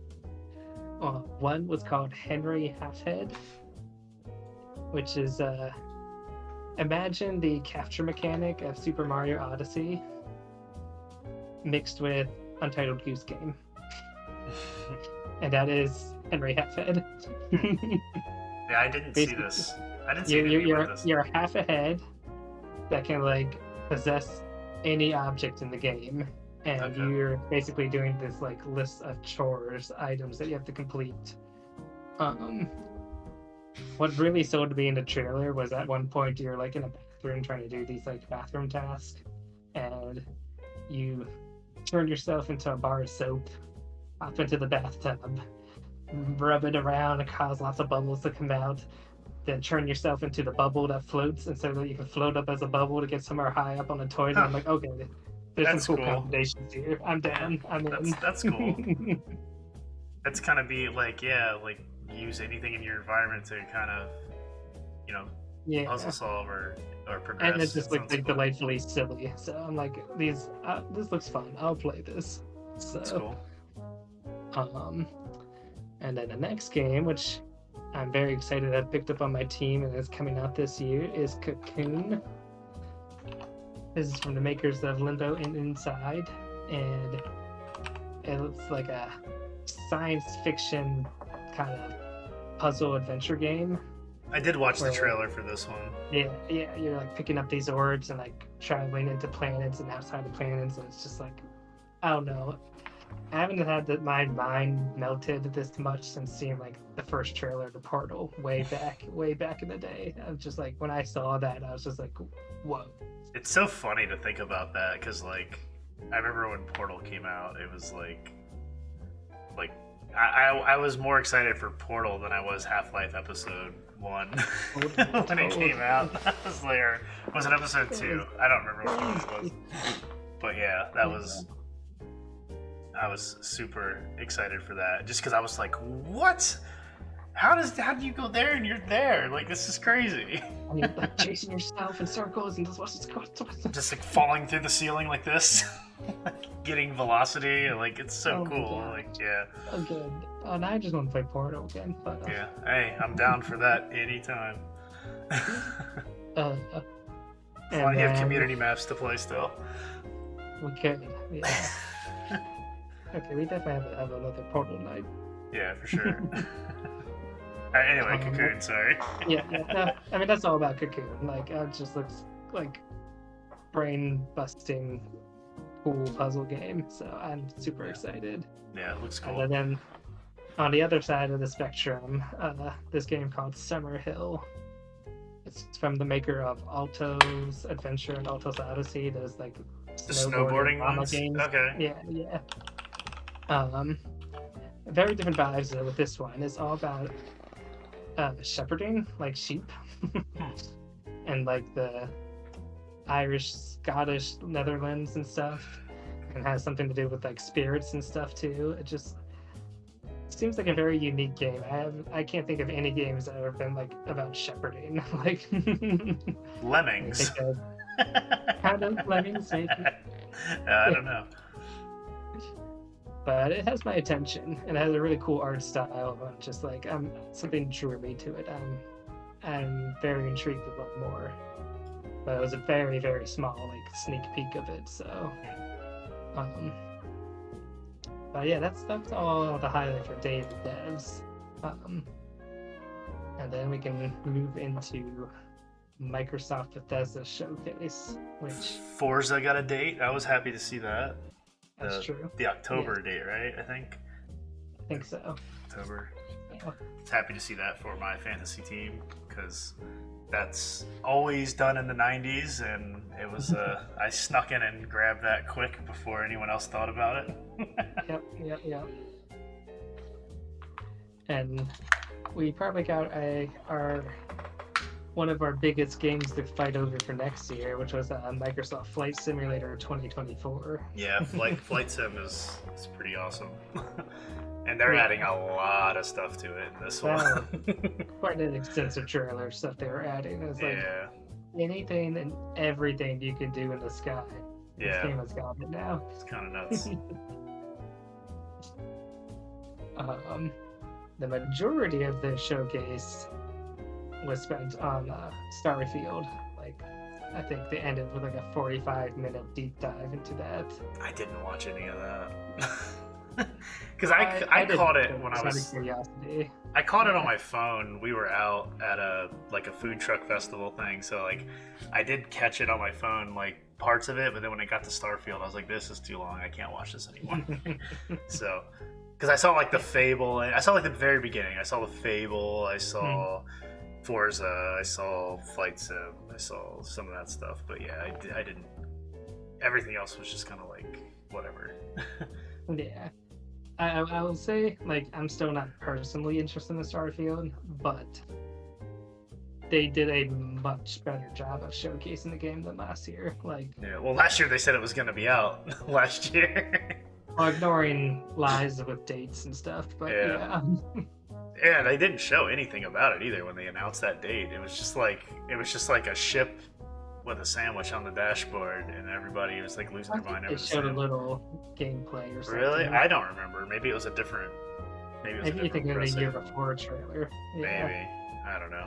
Time. I remember them showing a little gameplay the year before of like them going on this like moon planet rock and then fighting some space pirates, and it just looked like such slow shooting gameplay, and I'm just like, who wants to play this? This looks awful. 30 years in the making. Oh, they showed that one thing. Who was it? Was it it was Sony, because of Bungie. I gotta bring this up because we were just talking about, because I mentioned 30 years in the making. They're remaking Marathon. What's like Marathon? Marathon is like this old like Macintosh game that Bungie made. It's like Bungie's first game. Okay. And it's like an old PC game that like I know of it just because of like I used to have Mac and hear of it. I don't think I've ever played it, but I know its like importance of it as a game. But like yeah, they're remaking this like old classic game.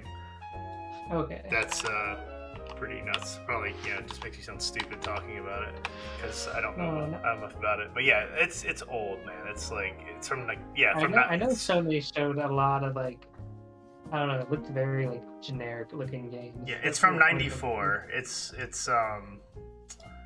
real quick.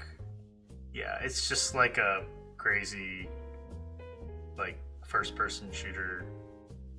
Okay. Old, yeah, really old. Anyway, sorry. No. It's cool. Yeah, there you go. Yeah. But yeah, with Starfield, it basically just looks like another Bethesda game. Like, yeah, it's what you're signing up for. It's Bethesda. Like the way the characters just like stare into the camera and just talk to you like hello. Did you see the collector's edition for it? Yeah.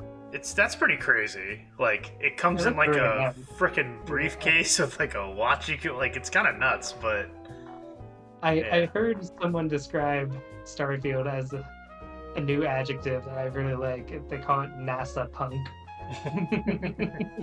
As if like NASA's cool, like as old school retro as you can look. I'm like, that's very good.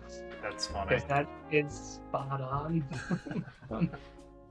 Although the funny thing about the collector's edition, it comes with all this cool stuff, but the game is digital only. It comes with a code. I'm like, why? Yeah. Why? Why would you do that? Someone who's collecting.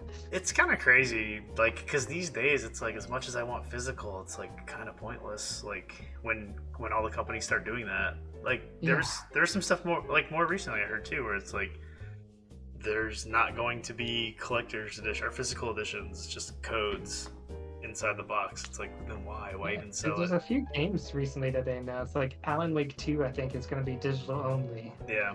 Or something. I'm just like, well, that's kind of sad. Yeah. Not that's the game I cared about, but yeah. I don't know.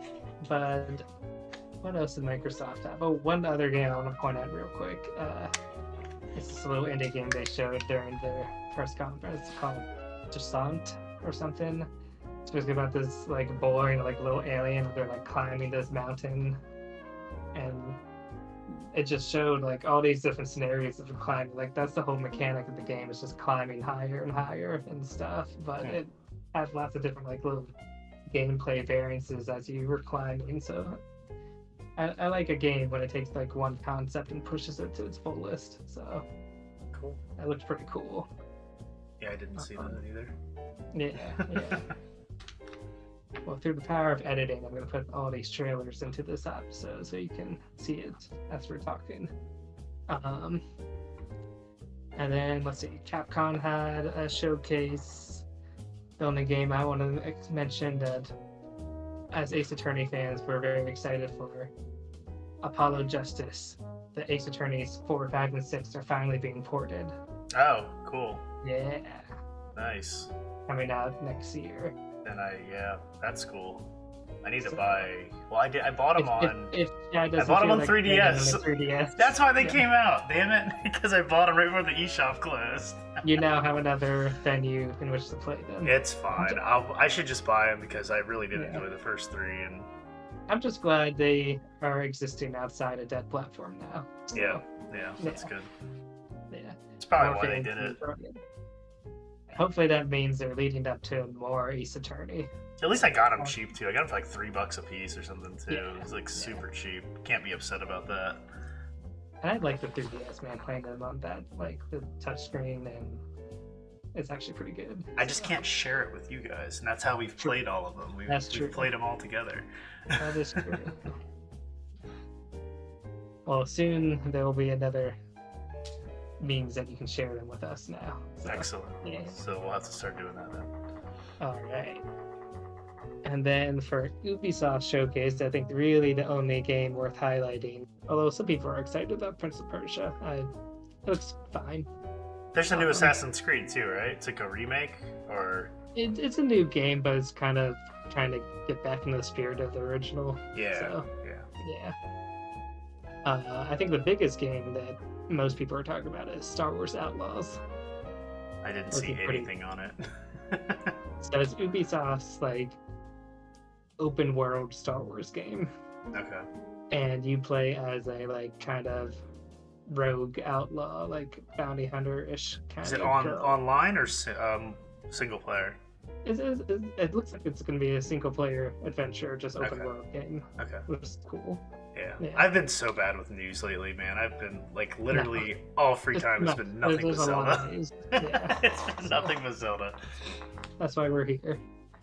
But I'm cautiously optimistic about it. I know Ubisoft has a tendency to make their trailers and games look better than they end up being, so we'll see. But I am appreciative that it's like a game that's not just a Jedi like chosen one main character. It's like, explore a different side of Star Wars. So. Yeah, that'd be cool. Was it cool at all? And then we can end with, I think, probably the best showcase of the month, as always, because we're fanboys, Nintendo. It's the only one I watched, honestly, like the whole way through. No, I watched the Sony one. I did watch the Sony one too. But well, I digress. Nintendo and Day of the Devs. I did like Day of the Devs, but Nintendo for sure. Yeah. So yeah, the Super Mario RPG remake was announced out of nowhere. There was the rumor of a Super Nintendo RPG being made. Everyone was kind of speculating, and there was all these rumors of Chrono Trigger, which that I'm gonna get to. I love it. So. Even dude, all they have to do is put Chrono Trigger on NSO, and I'm in. Or even like a $15 download, like I'm in. I don't care. But or give me like Earthbound with the Link's Awakening like remake art engine. Yeah, man, it'd be amazing. But no, it looks cool. Like I never liked Super Mario RPG. Like I remember renting it as a kid and like got into like the first part of the castle and was like, what is this crap? And it was like turn-based, and I was like, no, I was so disappointed. And like it had RPG in it, so I should have known better, but like as a kid, but I was just like, my buddy loved it, and I remember like, you know, he played it, and I was like, I gotta try it. And I just could never get into it. I used to own it. I don't think I still do. I might still have it. I don't know. I've had it a couple times on Super Nintendo and tried playing it again and was just kind of like not into it at all. Just because it's like, I feel like it was super clunky the last time I tried it. Like the art style, the movements, the constant battling. Like just at the very beginning, I was like, oh, this sucks. So boring. But I did, you know, since 2020 when we were on lockdown or whatever, I did get a more appreciation for RPGs after playing through like Earthbound and, you know, playing some other stuff. And Paper Mario's. Yeah, Paper Mario, Earthbound, and, you know, watching you play Chrono Trigger again and stuff like that. So I'm definitely willing to give the remake a shot. You know, I'll see what reviews say, but I could see myself maybe giving it a shot again. In the spectrum of like all the Mario RPGs, like Paper Mario's and the Mario Luigi series, Mario RPG is probably the most RPG of them. Like, it's a little more turn-based. It still has like the time-based action moves, but it is a little more back and forth with like less variety of like how you attack. So, but it still has like all that quirky charm and like writing that you like in the Mario, like Paper Mario and stuff. So I'm definitely down to check it out. And the soundtrack, that's what I'm most excited about, especially since they have the original composer coming back. Ooh, that sounds so good, that trailer. I can't wait. Yeah. So. And Gino and Mallow, and oh my gosh, so many good characters. They're gonna have to make another wave for Smash, right? Yeah. I was just thinking about that the other day, like, I kind of miss new Smash content. It's been a while.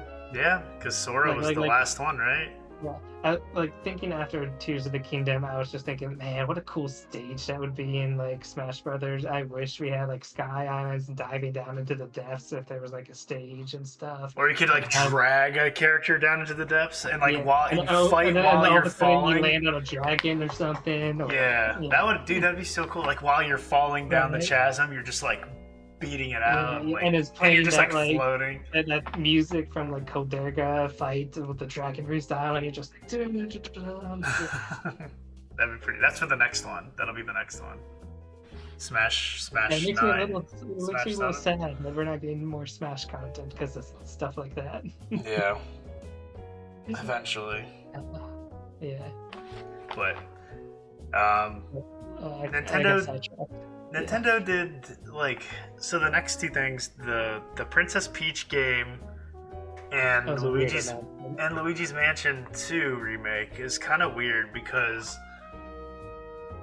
they showed like literally like 5 to 10 seconds each of those, and we're like, we'll have more information for you later. And it's like, this is what you did with Metroid Prime 4. Why are you doing this again? Why are you telling us that a game's coming out and we'll hear more about it later? Like, I thought it was kind of strange. Weirder because it like they didn't even have a name for the title for the Peach. Yeah. No, it was just like Peach is gonna start in her own game. A little rough, even though I'm sure it's very early in development or whatever. But... Well, I would imagine it's because that game is from 3DS, so it's in like 240p resolution. So they've probably got to remodel everything for that to make it look good on Switch. But I kind of hope I wish they would just do 1 and 2 together, because like I never played the first one. I've played the first one for like maybe 5 minutes on GameCube. I played a little bit more on the second one. I played like 2 or 3 levels of animation. The first game is like super short if you ever wanted to play it. Yeah, I've heard. You can beat it in a few hours. The last time I tried playing it, I just remember the controls feeling really weird. Like, I don't know, it just didn't feel right to me. But, different. I don't know, it just felt weird. And, but I love 3. 3 was amazing. 3 was probably like I slept on that game for a year after buying it. And then I played it and was like, oh my god, I'm an idiot. This game's awesome. Loved every bit of that. So I'm definitely down for a remake. I'll play 2 when it comes out, because I did play that a bit on my 3DS, but I think I only played like 2 levels of it maybe. And then I played with you when we were waiting for the Switch in line. Yeah. We played that. Multiplayer was actually kind of fun. Yeah. Yeah, so I don't know. We'll see. I'll check it out for sure. But the Peach game, I don't know what to expect from that, because it was just such a weird, like it's cool. Like, I have no problem with like Peach having a game. I mean, she's a character in the universe. She should get a game. To have more games, yeah, for sure. I'm just hoping that they give her a little more respect than they did for Super Princess Peach. That's what everyone's saying. Yeah. Because that one was basically just like emotions, and now this one's like she's wearing dresses on the stage. I'm like, come on, she's more of a character than just. She's a great character in like the Paper Mario series. Like, so good. Like, it's so good in Paper Mario. Love it. I love those sections where you play as her. Like, when you have to play as Peach, like the cutscenes between each. It's so good. Sneaking around the castle. Yeah, trying to, do her part and find a way. Oh, and I love her in the House Near Door, which you need to play too. Yeah, I gotta play that. So Peach segments in that game too, which are fun, and Bowser segments, which are awesome. So, all right, Pikmin demo. You played the Pikmin demo? I have not. Okay. I saw that there was a demo. I'm very tempted to play it, but I also do not want to wait a whole month if I play it. So. Oh yeah, you did say that. Yeah. So demo got announced, came out yesterday. And Pikmin 1 and 2 got ported to Switch, so Switch now has all the Pikmin. Except for maybe I'll download it and just play with the character creator, because I love me a good character creator. Yes, you do, I know. But now you can play every single Pikmin on one Switch, which is kind of cool. I've still never played a Pikmin, despite owning Pikmin 3 from you. Oops. Are you gonna ever try one? I don't know. I just don't know if it's a game I'll like. Just based on what I see from it, I just don't know if it's something that I'll get into. I don't know if it's something I'll enjoy. It's surprisingly fun, man. I don't know. I just don't know if it'll pull me in. I will say Pikmin 2 probably has the most forgiving stakes because there's no timer. So if you want one where you're not feeling pressured, that's probably a good one to start with. The thing that sucks too is that I have Pikmin 3 on Wii U. Pikmin 3 is like the perfect balance between all 3 of them, but I gotta play it on the Wii U, so it's kind of like ugh. Yeah, I don't really want to buy it on the thing, but they might have one demo of it that you could just like download. Guess I could try the demo of 4 too and see. Yeah, or I think there's a demo for 3 and 4 on Switch. So if you're curious, just to like give it a try, see what you feel like. Yeah, maybe one day. They're cool. They're like weird little puzzle adventure games. Yeah, that's like one Nintendo series that I've just never had any interest in getting into.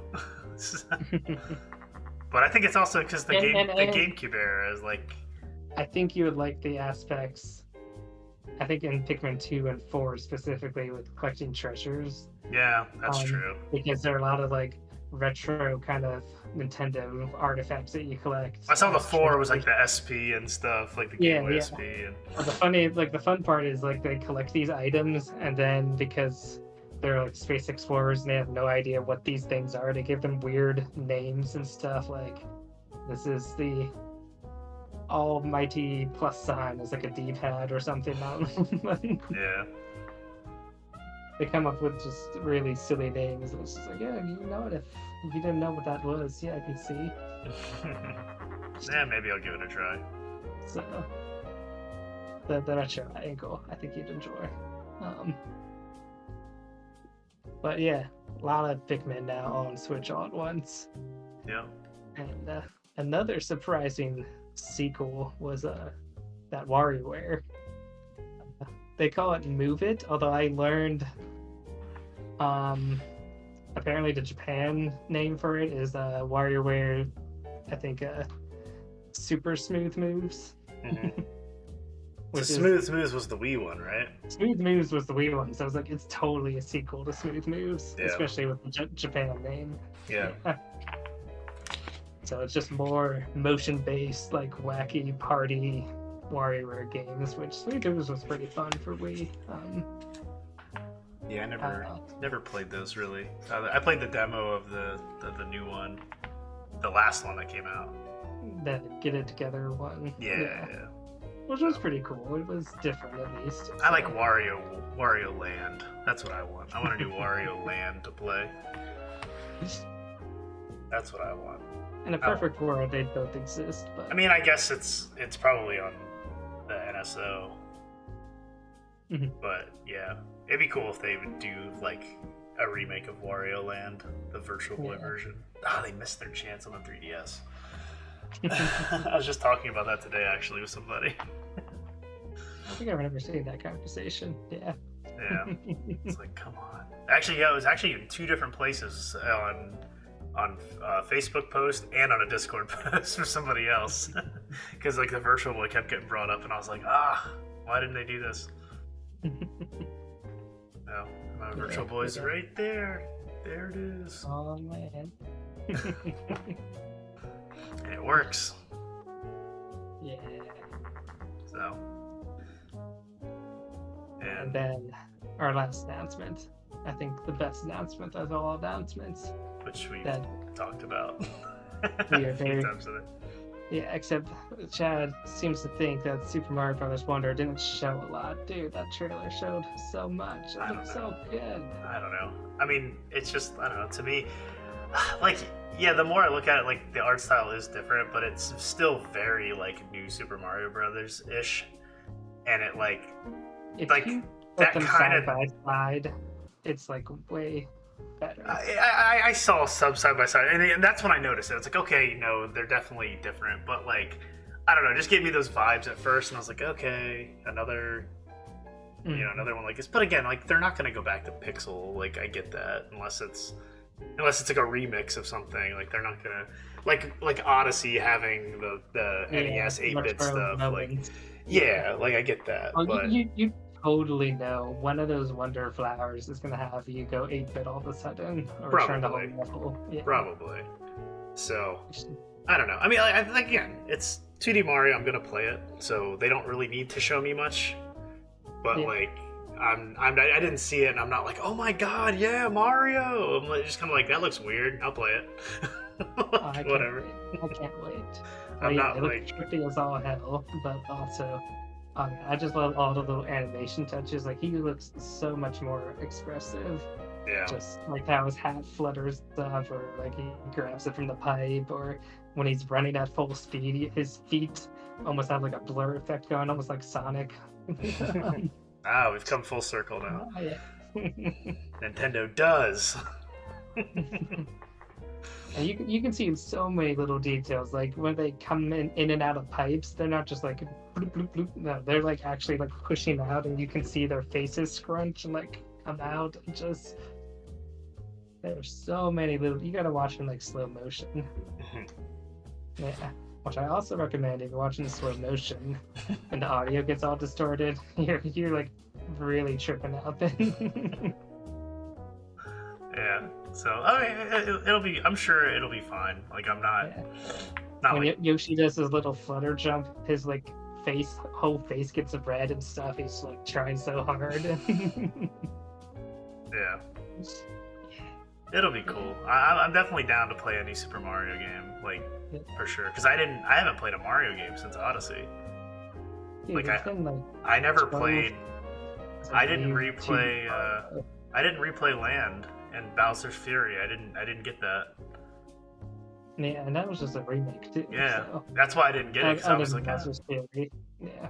Yeah. So. Which was cool. Yeah.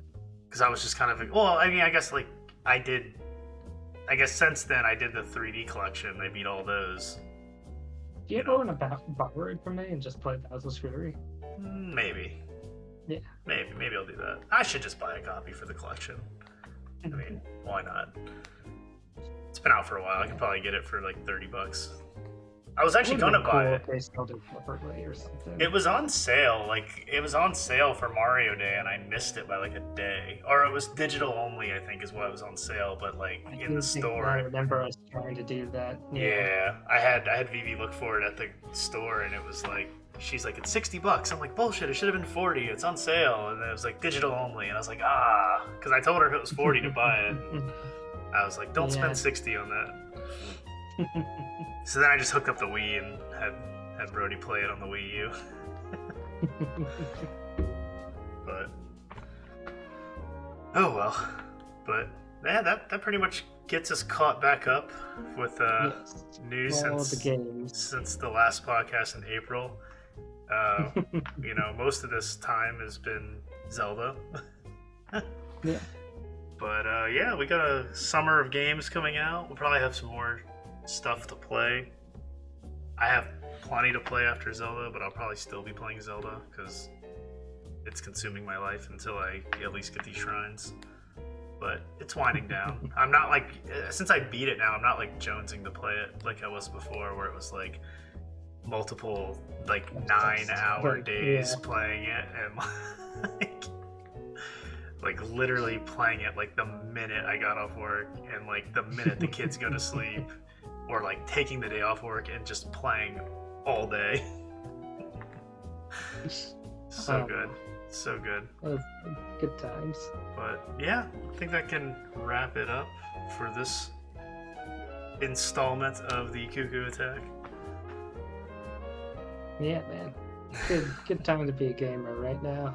Yeah, insane. It's the year of remakes. Yeah. I'm just praying with all my heart that Silksong still makes it this year. I keep forgetting about Silksong at this point, dude. It's the only possible game that could like compete for Game of the Year at this point. Yeah, probably. That game's gonna have a lot of hype to live up to after getting delayed so much. Yeah, that's gonna be crazy. Oh, man. So hopefully it's worth the wait. That's what that one supposed QA game guy tester said. says. Yeah. We'll see. But I guess we'll see what comes next. Our next episode or Silksong. Now there's that. Yeah, it'll be all right. So we'll do some more. Like, we'll see. As long as there's something to talk about, there's plenty to talk about now. So almost too much. That's why we got about a 2-hour episode here. So maybe a little more actually, but. All right, cool. Until next time, everybody. You know, happy gaming. And yep. We're out. See you guys later. Horrible outro.